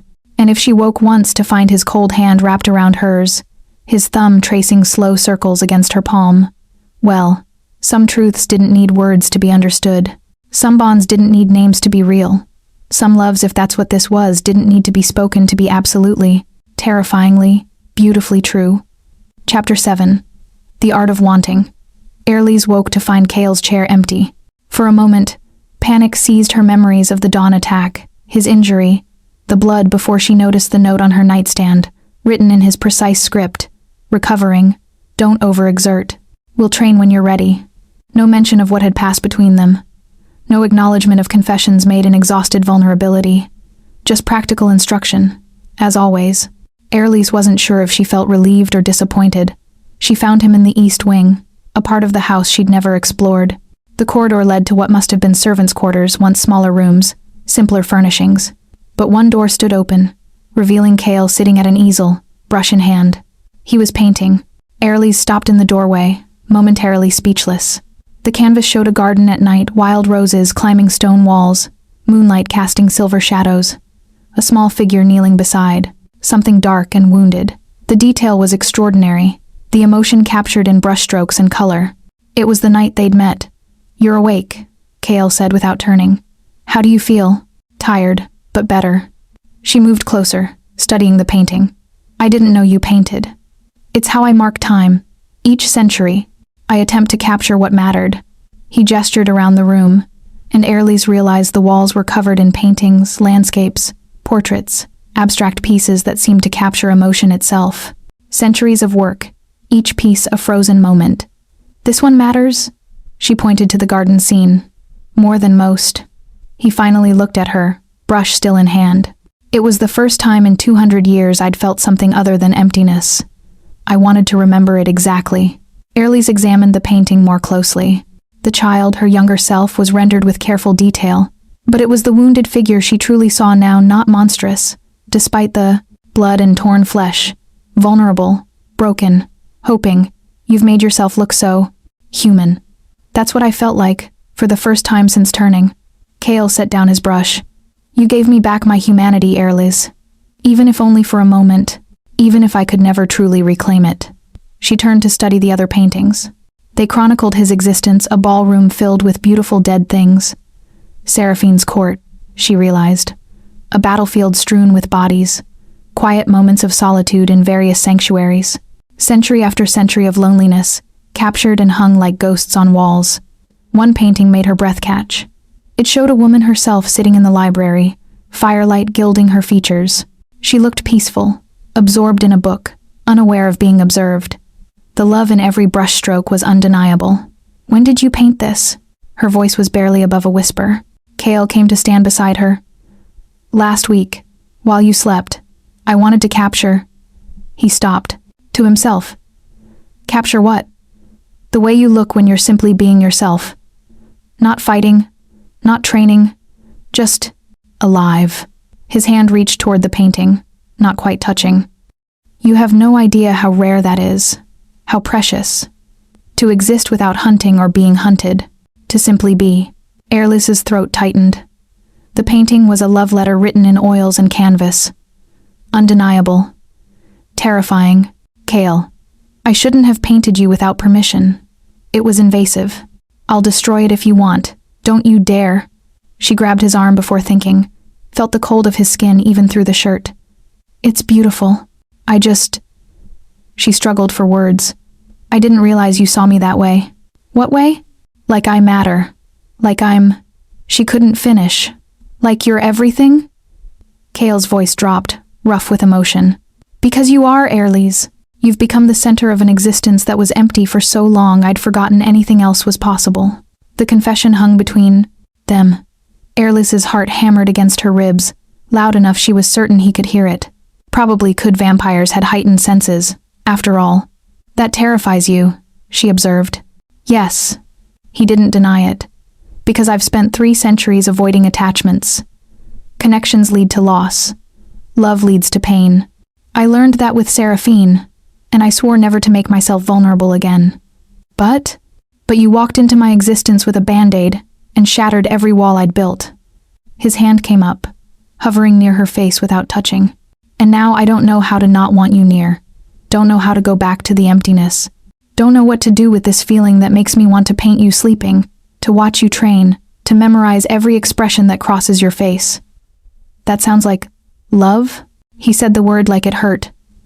"Perhaps. If something dead can still love. If I haven't forgotten what love means after so long without it." Airlise reached up, slowly, catching his hovering hand, bringing it to rest against her cheek. His palm was cold, but steady. Safe. "I think," she said carefully, "that you remember it perfectly. You just haven't trusted yourself to feel it. Feeling it doesn't make it wise. Maybe not. But denying it doesn't make it go away." She turned her head, pressing a kiss to his palm. Simple, deliberate. Cale went absolutely still. "Airlies, what are you choosing?" She met his eyes. "I'm choosing you, Cale. Whatever that means. Whatever consequences come. I'm choosing to stay. To learn from you. To stand beside you. And to," she took a breath, "to love you, if you'll let me. You can't love me. You're someone who's spent 3 centuries trying to be better than what was forced upon you. Someone who hunts monsters instead of innocence. Someone who paints beauty even when surrounded by darkness. Someone who cares so deeply about protecting me that you'd rather starve than risk my safety." Her hand tightened on his. "That's who you are, Cale. Not your maker's corruption. Not your nature. You." His control cracked. For the first time since she'd known him, emotion flooded his features unchecked. Longing, fear, hope, desire, all mingling into something devastatingly vulnerable. "I don't deserve this. Don't deserve you." "Maybe not. But I'm offering anyway. If I let myself want this, I won't be able to let you go." "Then don't." The words fell between them like stones into still water, sending ripples through every carefully maintained boundary. Cale pulled her closer slowly, giving her time to refuse until no space remained between them. His body was cold against hers, his heart silent in his chest, his breath unnecessary yet mingling with hers from habit. Everything about him screamed danger, screamed wrong, screamed run. Airlies didn't run.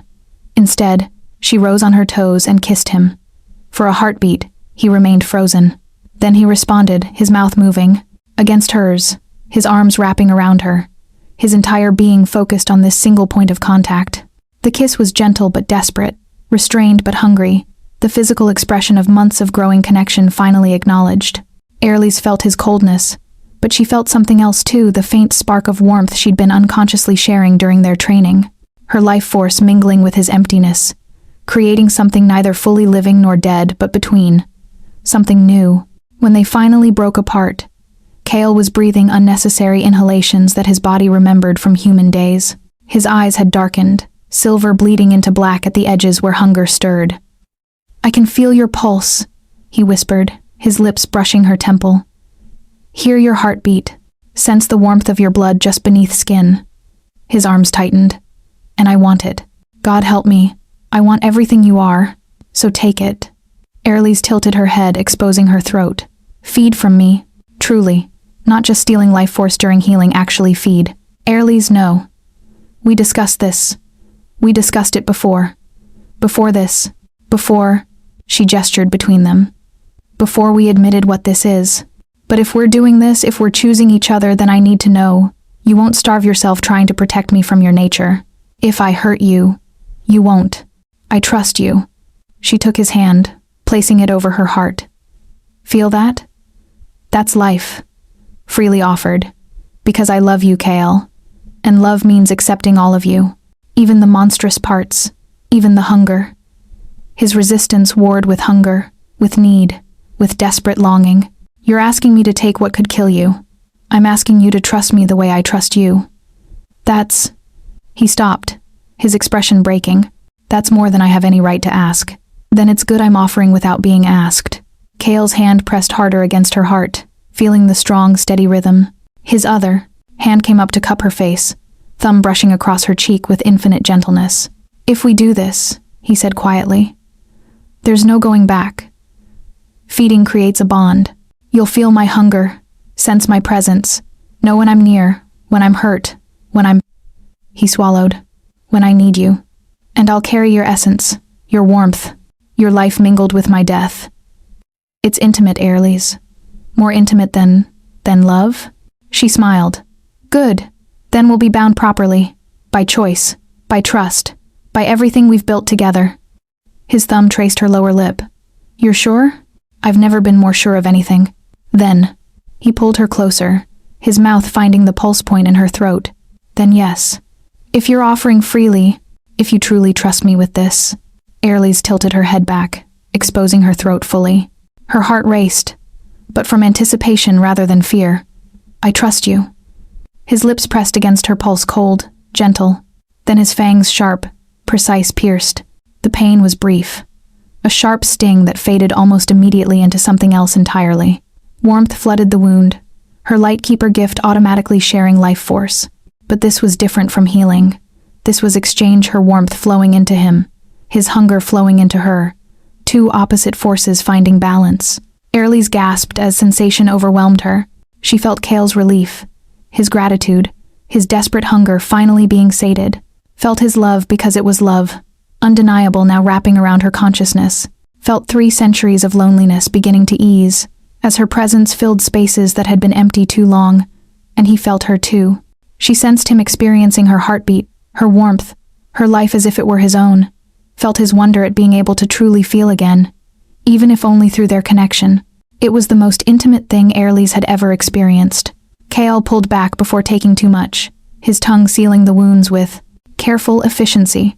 He looked different now, color in his cheeks, life in his eyes, his entire being somehow more present. Are you all right? His voice was rough, concerned. Airlys swayed slightly, but he caught her, supporting her weight. Yes, dizzy, but yes. He carried her to a chair, settling her carefully. You gave too much. I should have stopped sooner. You stopped exactly when you needed to. She touched his face, marveling at the faint flush of color her blood had brought. You look more alive. I feel more alive. He pressed his forehead to hers. Thank you. For trusting me with this. His voice cracked. For loving me despite having every reason not to. Love isn't about reasons, it's about choices. Then I choose you too. The words came out fierce, absolute. For however long you'll have me, for whatever time we're allowed, I choose you, Airlys. In defiance of fate, houses, the order. My maker, I choose you. They stayed like that, wrapped in each other, as morning light filled the room with gray illumination. Outside, the world continued its spin hunters plotting, houses scheming, danger gathering. But in this moment, in this room filled with centuries of captured memory, 2 beings from opposite sides of mortality created something new. A bond forged in trust and blood and love that refused to be reasonable. A choice made freely despite every warning. A promise that whatever came next, they would face it together. As equals, as partners, as lovers bound by more than simple attraction, as the thing Cale had been painting all along, without realizing what he was creating. Hope. Chapter 8. The Breaking Point. 3 days of peace. That's all they were allowed. Airlys spent those days learning the new dimensions of their bond. She could sense Cale always now a cold presence at the edge of her awareness, comforting rather than threatening. When he was near, warmth seemed to flow between them automatically. When he was distant, she felt the pull of their connection like a compass pointing home. He was painting her again, capturing this new reality where she existed, not as observer but as participant in his long existence. The canvas showed them together, her hand in his, her warmth bleeding into his cold, 2 figures finding balance between life and death. But peace couldn't last. The attack came at dusk, when the house was most vulnerable, too dark for comfort, not dark enough for Cale's full strength. Airlys felt it first through their bond. Cale's sudden alarm, his surge of protective fury. Then the wards shattered. Glass exploded throughout the house, every window shattering simultaneously, raining deadly shards. Airlys dove behind a sofa as figures poured through the broken entry. Not just hunters this time. Vampires. Seraphine's court. Beautiful and deadly, moving with inhuman coordination. Cale appeared at her side instantly. Upstairs. Now. The panic room. I'm not hiding while they destroy you. Airlys. No. She grabbed the silver blade she'd taken to carrying. You taught me to fight. Let me fight. His jaw clenched. But there was no time to argue. The first vampire reached them, a male with cruel features and predatory grace. Cale met him. Their battle too fast for human eyes to track. But more kept coming. Too many. Far too many. They'd brought an entire house to take one solitary vampire and his Lightkeeper. Airlys faced a female vampire, young, probably turned within the last century based on her movements. The woman smiled, fangs gleaming. The little mortal thinks she can fight us. The little mortal knows exactly how to kill your kind. Airlies lunged, blade flashing, silver cut deep, drawing black blood. The vampire shrieked, falling back. But for every enemy they stopped, 3 more appeared. The house filled with violent snarls, breaking furniture, the clash of weapons. Kale fought with savage efficiency, protecting Airlies's position, but even he couldn't be everywhere at once. Then Seraphine entered. She moved through the chaos like a queen surveying her domain, other vampires instinctively clearing her path. When she reached the center of the ruined foyer, she smiled cold and triumphant. Enough! The word cracked like a whip. Every vampire froze. Seraphine's gaze found Kale, then Airlies. Such devotion, such futile resistance. Did you truly think you could hide from me forever, darling? Kale positioned himself between Airlies and his maker. What do you want? What I've always wanted. For you to come home. Accept your place in my court. Seraphine's smile widened. But I'm willing to negotiate now. The Lightkeeper has made you valuable in ways I didn't anticipate. She's not part of any negotiation. Isn't she? Seraphine moved closer, ignoring how Kale tensed. You've bonded with her, fed from her, tied your existence to a mortal who will age and die while you remain unchanged. Such romantic foolishness, better than the alternative, which is existing without her. Kale's voice was absolute. I'd rather face true death than return to the emptiness you call immortality. Seraphine's expression flickered something that might have been hurt if she were capable of such an emotion. I made you, Kale, gave you eternity, and you repay me with defiance and sentiment. You made me a monster. She made me feel human again. There's no comparison. The word struck Seraphine like a blow. For a moment, her perfect mask cracked, revealing something ancient and wounded beneath. Then it snapped back, colder than before. Then I'll remove the problem. She gestured, and 2 vampires grabbed Airlies before Kale could stop them. The Lightkeeper dies, tonight, and you, my darling creation, will watch. Then you'll beg to come home, if only to escape the pain of losing what you loved. No, Kale lunged, but more vampires blocked him. 4, 5, too many even for his strength. He fought with desperate fury, but they held him fast. Seraphine approached Airlies, who struggled uselessly in the grip of creatures far stronger than any human. The ancient vampire studied her with clinical interest. Such a plain little thing. I don't understand what he sees in you. She touched Airlies's face, cold fingers trailing across skin. But then, Kale always did have pedestrian taste. He sees something you never could. Airlies forced the words past fear. Someone who loves him for who he is, not what he can do for her. Seraphine's hand tightened, nails digging in. Love? You think you love him? You're a child playing with forces beyond your comprehension. You'll be dead within the year, probably sooner given how much he's been draining you. She leaned close, her breath cold against Airlies's ear. Do you want to know how Margot died? The last Lightkeeper? She gave everything to heal a vampire she loved, burned herself out completely, left nothing but ash and empty promises. I'm not, Margot. No, you're worse. Because Kale will never recover from losing you. Seraphine stepped back, gesturing to her people.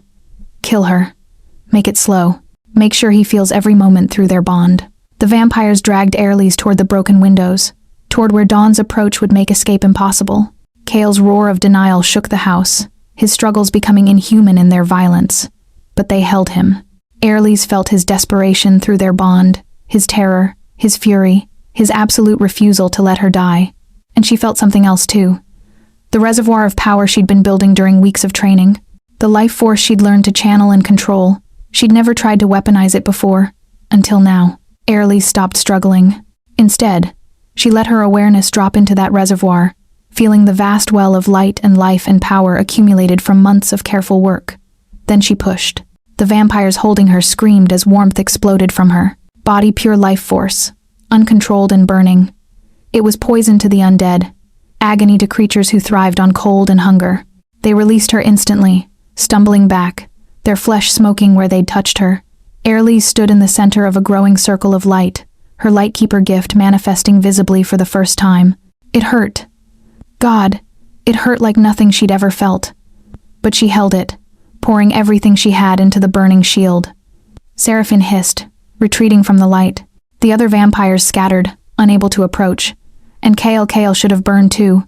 should have fled the light that was deadly to his kind. Instead, he walked forward into it.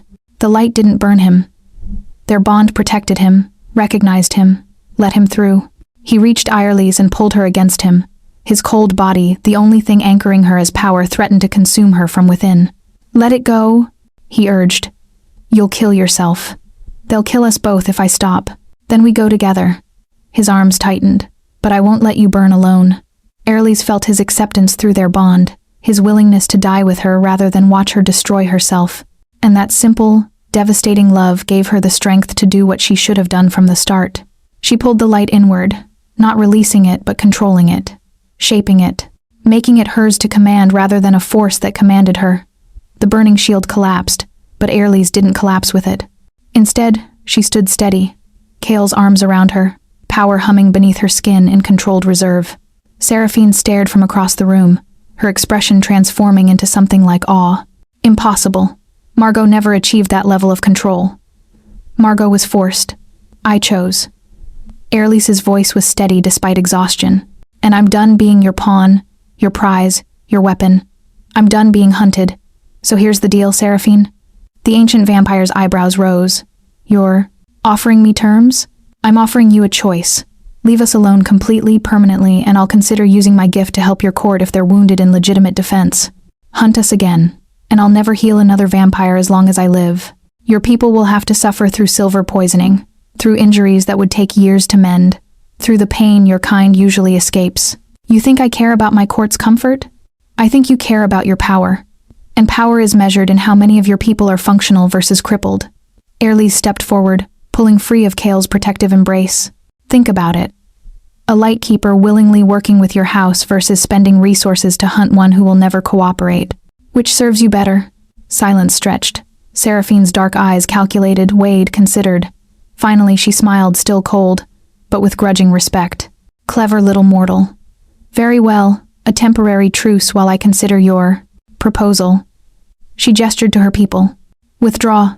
The vampires retreated through the broken windows, disappearing into the night. Seraphine paused at the threshold, looking back at Kale. "She's made you soft, darling.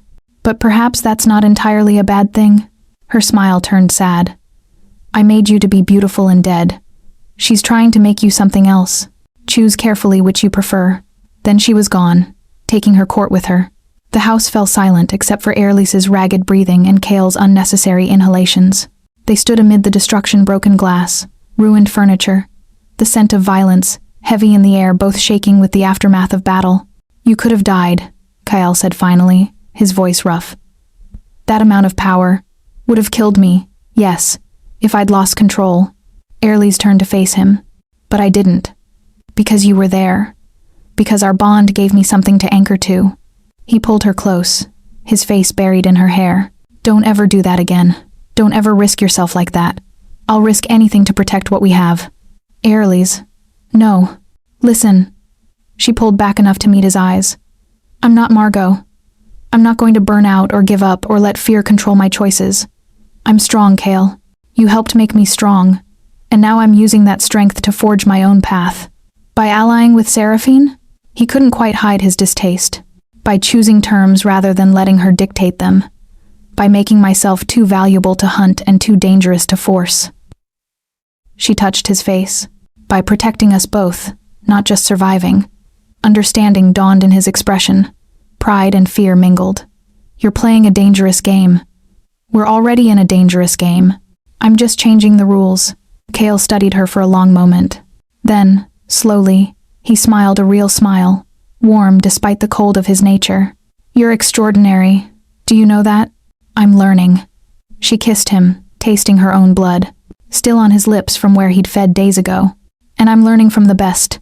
They held each other as dawn approached, as the house settled around them, as the reality of their situation crystallized. They'd survived tonight, but more challenges waited. The Order still hunted. Seraphine's truce was temporary, and Irely's power would continue growing, drawing attention from forces across the supernatural world. But they would face it together, bound by blood, bound by choice, bound by love that refused to acknowledge the impossibility of a mortal woman and a vampire finding peace. Sometimes, Irely's reflected as Kale carried her upstairs to clean wounds and check for injuries. Impossibility was just another word for opportunity, and she'd built her entire existence on seeing potential where others saw broken things. Kyle was just the most beautiful broken thing she'd ever chosen to love. Chapter 9. Sanctuary's End. Recovery took weeks. The house's wards had been shattered. Completely centuries of protective magic destroyed in minutes. Kale worked constantly to rebuild them, but it was slow, exhausting work even for a vampire. Without functioning wards, they were vulnerable to any attack, so they prepared to leave. "I have another sanctuary," Kale explained as they packed essentials. "North, in the mountains. Older, more isolated, with natural protections that don't depend on magic. We can regroup there." Airly's folded clothes methodically, her movements automatic. "And Seraphine's offer?" "You haven't responded yet, because I'm not sure what the right answer is." She sat on the bed, exhaustion pulling at her bones. The battle had drained her more than she'd admitted, and recovery was slow. "If I agree to help her court, we're giving her leverage. But if I refuse, the hunting continues." Kale moved to sit beside her. "There's a third option, which is, we disappear completely. New identities, new location, cut all ties to the supernatural world. Live quietly until..." He stopped. "Until I die of old age, and you're alone again?" Airly's finished. The words came out harsher than intended. "Is that what you want?" "What I want is irrelevant." His voice was controlled, but pain bled through. "You have perhaps 60 years left, 70 if you're fortunate. That's nothing to me, barely the blink of an eye. But it's everything to you. Your entire life. And you shouldn't spend it hiding in shadows because you fell in love with something that can't age, can't change, can't give you the normal existence you deserve. You think I want normal?" Airly's turned to face him fully. "Kale, I've never been normal. I was the weird kid who talked to animals. The adult who couldn't maintain relationships because I kept choosing broken things over functional ones. Normal stopped being an option long before I met you. That doesn't mean you should give up trying. I'm not giving up anything." She grabbed his hand, feeling the cold of his skin, the strength in his fingers. "I'm choosing. Again. I'm choosing a life with you over a safe, boring existence with someone who can't understand what I am. I'm choosing danger and adventure and supernatural politics over suburban mediocrity. And I'm choosing to spend 60 years or 70, or however long I have, knowing I'm loved by someone who has lived centuries and chosen me." Kale's facade cracked. "What happens when you age and I don't? When you're old and I'm still... this?" He gestured at himself, at his unchanging perfection. "Then you'll have the privilege of growing old with me, of experiencing what most vampires never do, watching someone they love live fully rather than being drained and discarded. I don't want to lose you. You won't. Not for decades. And when that time comes," she took a breath, "when that time comes, you'll have 60 years of memories. Paintings, moments, everything we build together. That's more than most people get, Kyle. More than most vampires ever have." He pulled her close, his face buried in her hair. "I'm selfish. I want centuries, not decades. Then make me a vampire." The words fell like stones. Kale jerked back, staring at her with something like horror. "What?" "You heard me. If 60 years isn't enough, if you want more time, turn me. Make me like you." "Absolutely not." "Why?" "Because I won't do to you what Seraphine did to me." His control shattered completely. "I won't steal your warmth, your life, everything that makes you you. I won't condemn you to hunger and cold and the hollow existence of undeath. I'd rather lose you in 60 years than damn you for eternity." Airly's reached up, framing his face with both hands. "What if I asked freely, not under duress, not from fear, but because I want more time with you?" The answer would still be no. His voice was absolute. "I've seen what turning does to people, Airly's. The humanity that dies, the warmth that fades, the slow corruption of everything good. I won't do that to you. I love you too much to make you into what I am." The confession hung between them, love and denial mingled, protection and pain inseparable. Airly's realized he was right, even if part of her wanted to argue. She'd seen Seraphine's court, the beautiful dead things dancing to their maker's tune. She'd felt the emptiness inside Kale, the vast hollow where life should be. Did she really want that for herself? "Okay," she said quietly. "No turning. We have what we have. Which is, right now, this moment, and every moment after until there aren't any more." She kissed him softly. "That's enough, Kale." It has to be. They finished packing in heavy silence, both aware of time's cruel march. Then, as twilight deepened, they prepared to leave the house that had been their sanctuary. Cale moved through rooms, saying goodbye to 3 centuries of accumulated memory. Airlies watched him touch paintings, books, furniture, each item a marker of time passing.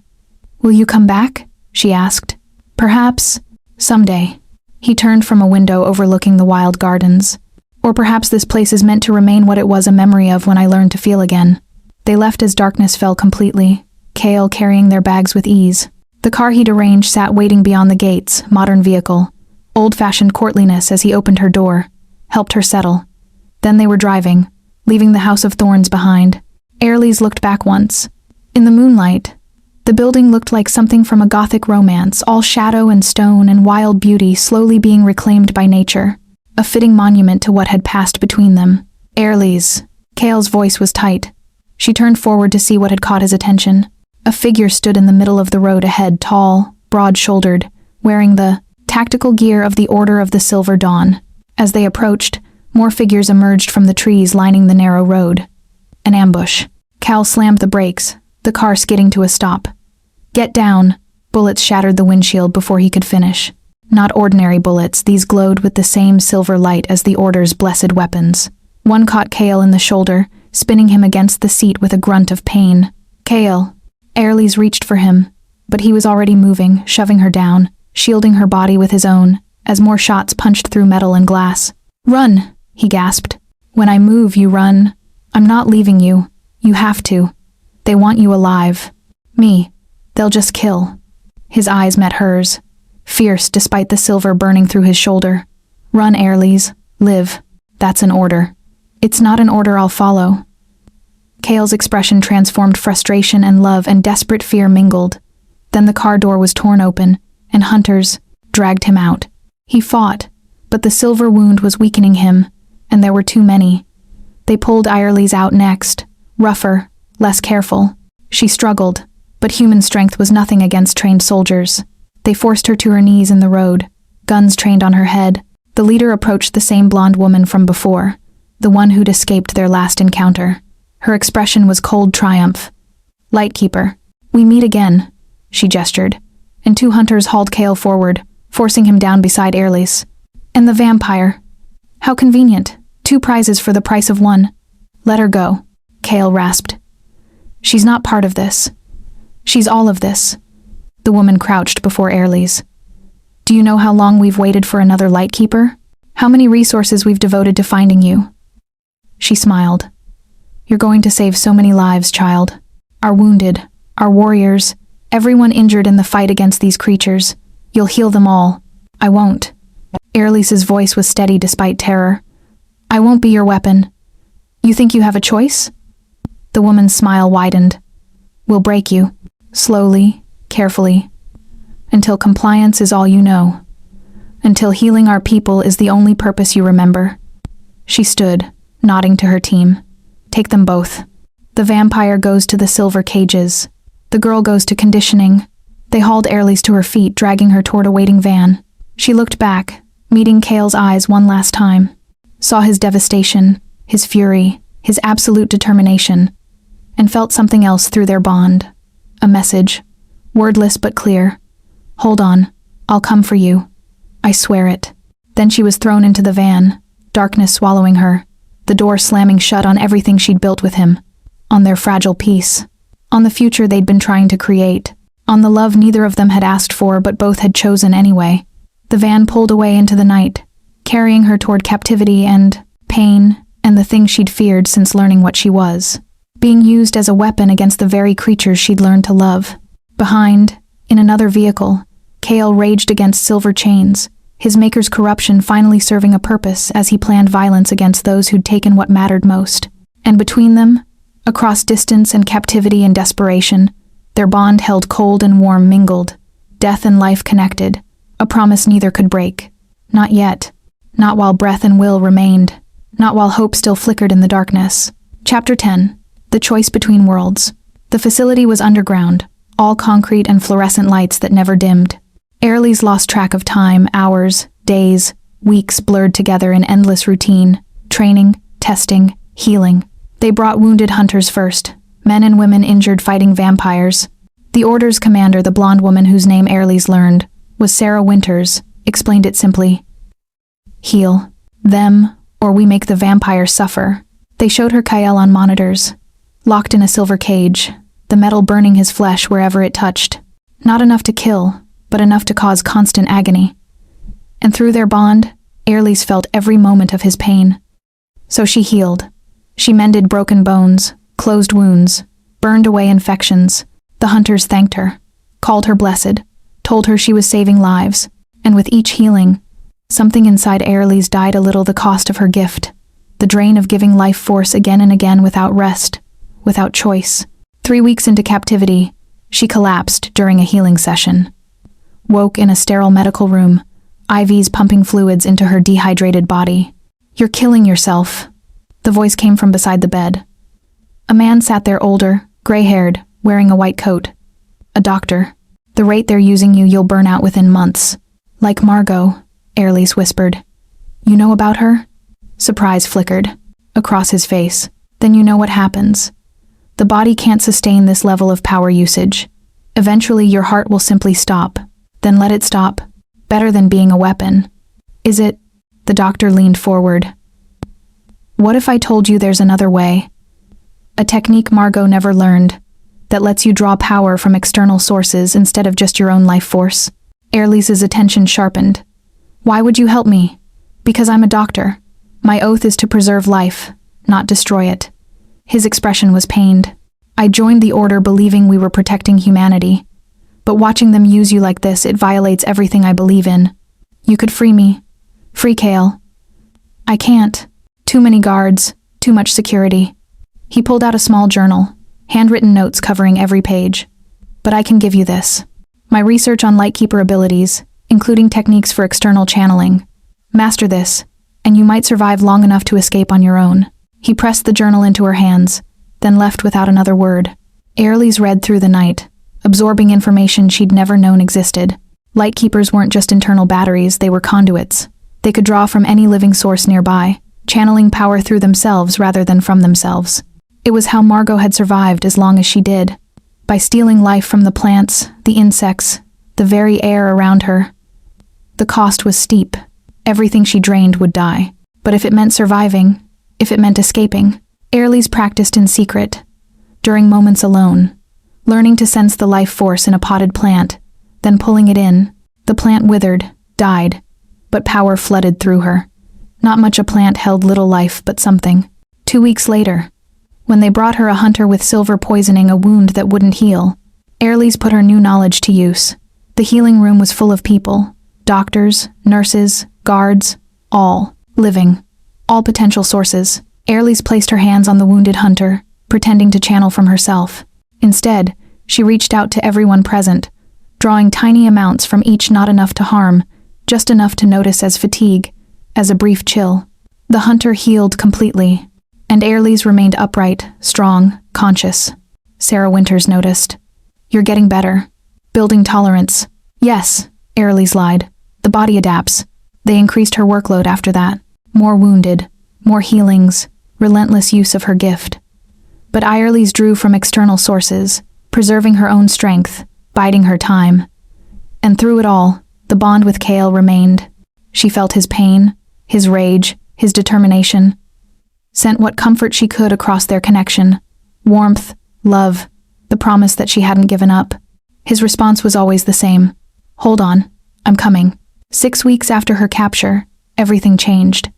Airlys was healing a routine wound when alarms screamed. Through the facility, red lights flashed, blast doors began closing. Sarah Winters burst into the medical room, her expression murderous. We're under attack. Multiple vampires, coordinated assault. She grabbed Airlys's arm. You're being moved to secure holding. She never finished. The wall exploded inward, concrete and rebar flying like shrapnel. Through the dust and chaos, a figure emerged. Kale. He looked different, leaner, harder, his eyes burning silver white with fury. Blood covered his clothes, not his own. Behind him, more vampires poured through the breach. Not Seraphine's court. These were solitaires, Outcasts like Kyle who'd banded together for this rescue. Get away from her. Kale's voice was death itself. Sarah pulled a silver blade, positioning herself between them. You'll have to go through me, vampire. Gladly. They moved simultaneously, Sarah lunging with blessed speed, Kale countering with centuries of experience. The fight was brutal, savage, ending when Kale broke her blade arm and threw her aside. Not killing, Airlys noticed. Despite everything, he wasn't killing. Then he was there, his cold hands on her face, his eyes searching hers with desperate intensity. Are you hurt? Did they? I'm okay. I'm okay. She threw her arms around him, feeling his solidity, his reality, after weeks of only sensing him through their bond. The silver cage, broke out 3 weeks ago, had to gather allies, plan the assault. He pulled back enough to look at her. I'm sorry it took so long. You came. That's what matters. Around them, the battle continued, vampires fighting hunters, both sides taking casualties. But Kale's focus remained absolute on Airlys. We need to leave. Now. Can you walk? Yes. But Kale. She looked around at the chaos. People are dying. They kidnapped you, tortured you, used you. His voice was hard. They deserve worse than death. Maybe, but I don't. She met his eyes. I won't become the weapon they wanted by Juan, letting this slaughter continue. Let me try something. Before he could stop her, Airlys reached out with her gift not to heal, but to drain. She pulled life force from every living thing in the facility. The guards, the doctors, the vampires, the very mold growing in the walls. Not enough to kill anyone, but enough to weaken everyone equally. The fighting stopped as both sides collapsed, suddenly exhausted beyond measure. Into the silence, Airlys's voice rang clear. Listen to me, all of you. This ends now. The Order stops hunting Lightkeepers. Kale and his allies leave unharmed. And she took a breath. I offer a treaty. I'll heal Order members injured in legitimate defense against vampire attacks. In exchange, you stop trying to weaponize Lightkeepers. Stop the kidnapping. Stop the torture. Treat us as allies, not tools. Sarah Winters struggled to her feet, cradling her broken arm. You expect us to trust vampires? I expect you to recognize that some vampires like Kale, like these solitaires, aren't your enemies. That fighting everything with teeth and claws is costing both sides too much. Airlys's voice steadied. We can keep killing each other, or we can find another way. Silence stretched. Then, impossibly, Sarah nodded. A trial period. 6 months. You heal our wounded. We leave solitaires alone unless they break laws. Her eyes hardened. But any vampire who kills innocent still faces our justice. Agreed. The word came from behind Airlys. She turned to find Kale watching her with something like awe.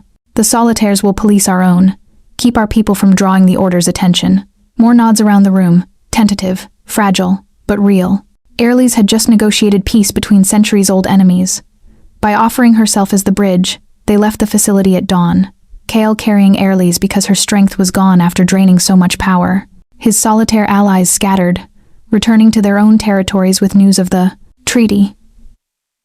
You did something extraordinary back there, Kale said as they drove toward his mountain sanctuary. Something no one else could have. I made myself essential to both sides. Airlys's voice was heavy with exhaustion. Now I'll spend my life being pulled between them, unless you choose differently. He glanced at her. We could still disappear. Hide. Live quietly. Is that what you want? What I want is irrelevant. What matters is what we both want. She touched his hand on the steering wheel. So, tell me, Kale. Honestly, what do you want? He was silent for a long moment. Then, I want to wake up beside you every morning. I'm allowed. I want to watch you live fully, not hidden in shadows but engaged with the world. I want to paint you growing older while I remain frozen, and cherish every line on your face as proof that time gave us something precious. His voice roughened. I want 60 years of you being gloriously, impossibly alive, even knowing it ends. Tears streaked down Airlys's face. That's what I want too. Then we build that, together. He raised her hand to his lips, kissing her knuckles gently. Whatever comes, treaties, houses, the Order, we face it together. As partners, as lovers bound by more than blood, she finished.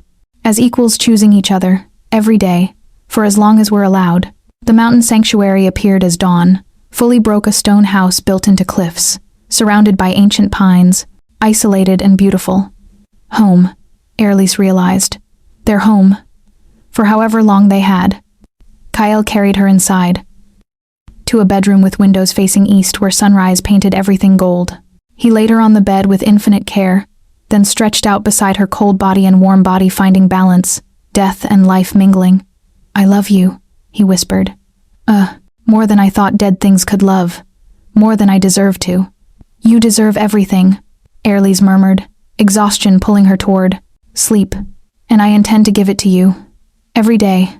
For 60 years. 60 years, he echoed, like a prayer, like a promise, like the most precious gift eternity could offer. Outside, the sun rose on a new reality where vampires and humans negotiated peace, where a lightkeeper chose to be a bridge rather than a weapon, where an ancient vampire learned that mortality's greatest gift wasn't eternal life, but finite love made infinitely precious by its impermanence. And in a bedroom painted with sunrise, two impossible lovers held each other, knowing their time was limited, knowing the world would try to tear them apart, knowing every odd was stacked against them, choosing each other anyway, because some loves were worth fighting for, even especially the impossible ones. Epilogue, 50 years later. The gallery opening was crowded with admirers, critics, and curious humans who knew nothing of the supernatural world existing beside their own. Airlise moved through the space with slow grace, her 77 years worn like elegant armor. Silver threaded through her hair now, lines mapped across her face, proof of a life lived fully. The paintings drew gasps and whispers, all by the same artist, Kay Thorne, whose work had become legendary over the decades. Each piece captured intimacy, devotion, time's passage rendered in oils and canvas. A young woman healing a sparrow, concentration fierce on her face. A figure training in moonlight, power radiating from her skin like captured starlight. An older woman reading by firelight, wisdom and warmth mingling in every brushstroke. The same subject, aging across 50 years of art. A love letter written in paintings. "They're extraordinary," a critic murmured nearby. "Such intimate portraiture. The artist must have been obsessed with this woman." Airlise smiled, saying nothing. "Let them wonder." She moved to the final painting, the newest one, just completed. It showed her as she was now, silver-haired, lined, but radiant. Seated in a garden full of roses, a young girl beside her granddaughter, the painting suggested, though Airlise had no children of her own. The girl in the painting held a band-aid, offering it to someone beyond the frame. Full circle, beginning and ending mingled. "Beautiful, isn't it?" A familiar voice spoke from beside her. Airlise turned to find Kale standing there, looking exactly as he had 50 years ago. Unchanged, perfect, eternally frozen, while she'd grown old around him. "You finished it," she said softly. "Last week. Wanted to capture this moment before..." He stopped, jaw clenching. Before she died. The unspoken truth between them. Airlise was dying. Had been dying slowly for months, her body finally giving out after decades of using her gift to heal both Order and Vampire alike. The treaty held, stronger now than ever. Peace maintained by a woman who'd given everything to bridge two worlds. "Walk with me?" she asked. They moved through the gallery toward a private garden beyond, away from the crowds. Out here, night had fallen, bringing Kale's element. He seemed to relax slightly, no longer forcing himself to tolerate the gallery lights. 50 years, Airlise said, settling onto a bench. "We got more than 60. Not enough. Never enough." Kale sat beside her, taking her aged hand in his eternally young one. "I know I said I could accept losing you, that I understood mortality, but I lied. Airlise, I'm not ready. Neither am I." She leaned against him. "But ready or not, some things can't be stopped. I could turn you. Even now, we'd have eternity. And I'd lose everything that makes me who I am. Everything you love about me." She touched his face. "We talked about this, Kale. Many times. The answer is still no." "I know. His voice broke. "I don't know how to exist without you anymore. You'll find a way. You're strong. And you'll have the paintings. The memories. 50 years of love to sustain you." She smiled. "That's more than most get. It's not enough. It has to be." They sat in silence as stars emerged overhead, as the gallery noise faded to background murmur. As time continued its relentless march, finally, Airlie spoke again. Promise me something. Anything. Promise you'll keep painting. Keep creating.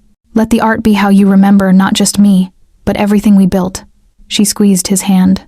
The treaty, the peace, the world where vampires and humans can coexist. That's our real legacy. Don't let it die with me. I promise. The words were torn from him.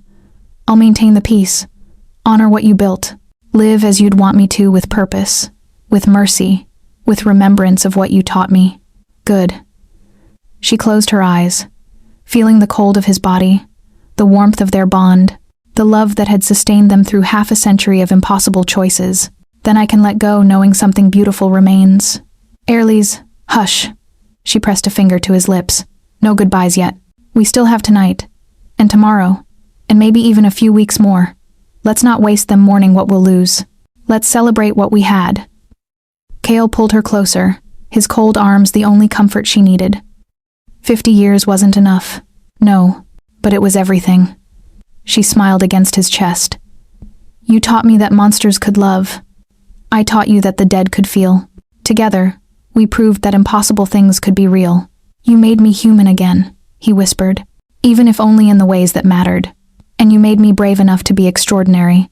They stayed like that until the gallery closed, until the crowds dispersed, until only stars and moonlight witnessed their vigil.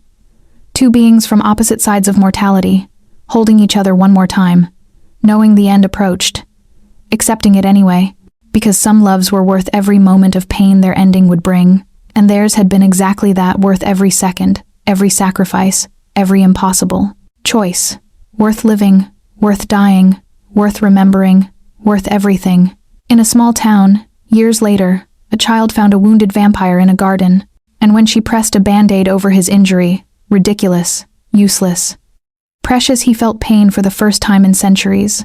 Some stories end, some circle back, some become legends whispered in both human and vampire worlds. The Lightkeeper and her solitaire, the woman who bridged worlds. The love that proved mortality's beauty wasn't in lasting forever, but in burning bright enough to change eternity itself. And in a mountain sanctuary, a vampire painted by candlelight, creating art from memory, honoring a love that had taught him the most important truth. Some wounds never heal, but some band-aids and some loves are made of mercy strong enough to make even death's hold bearable.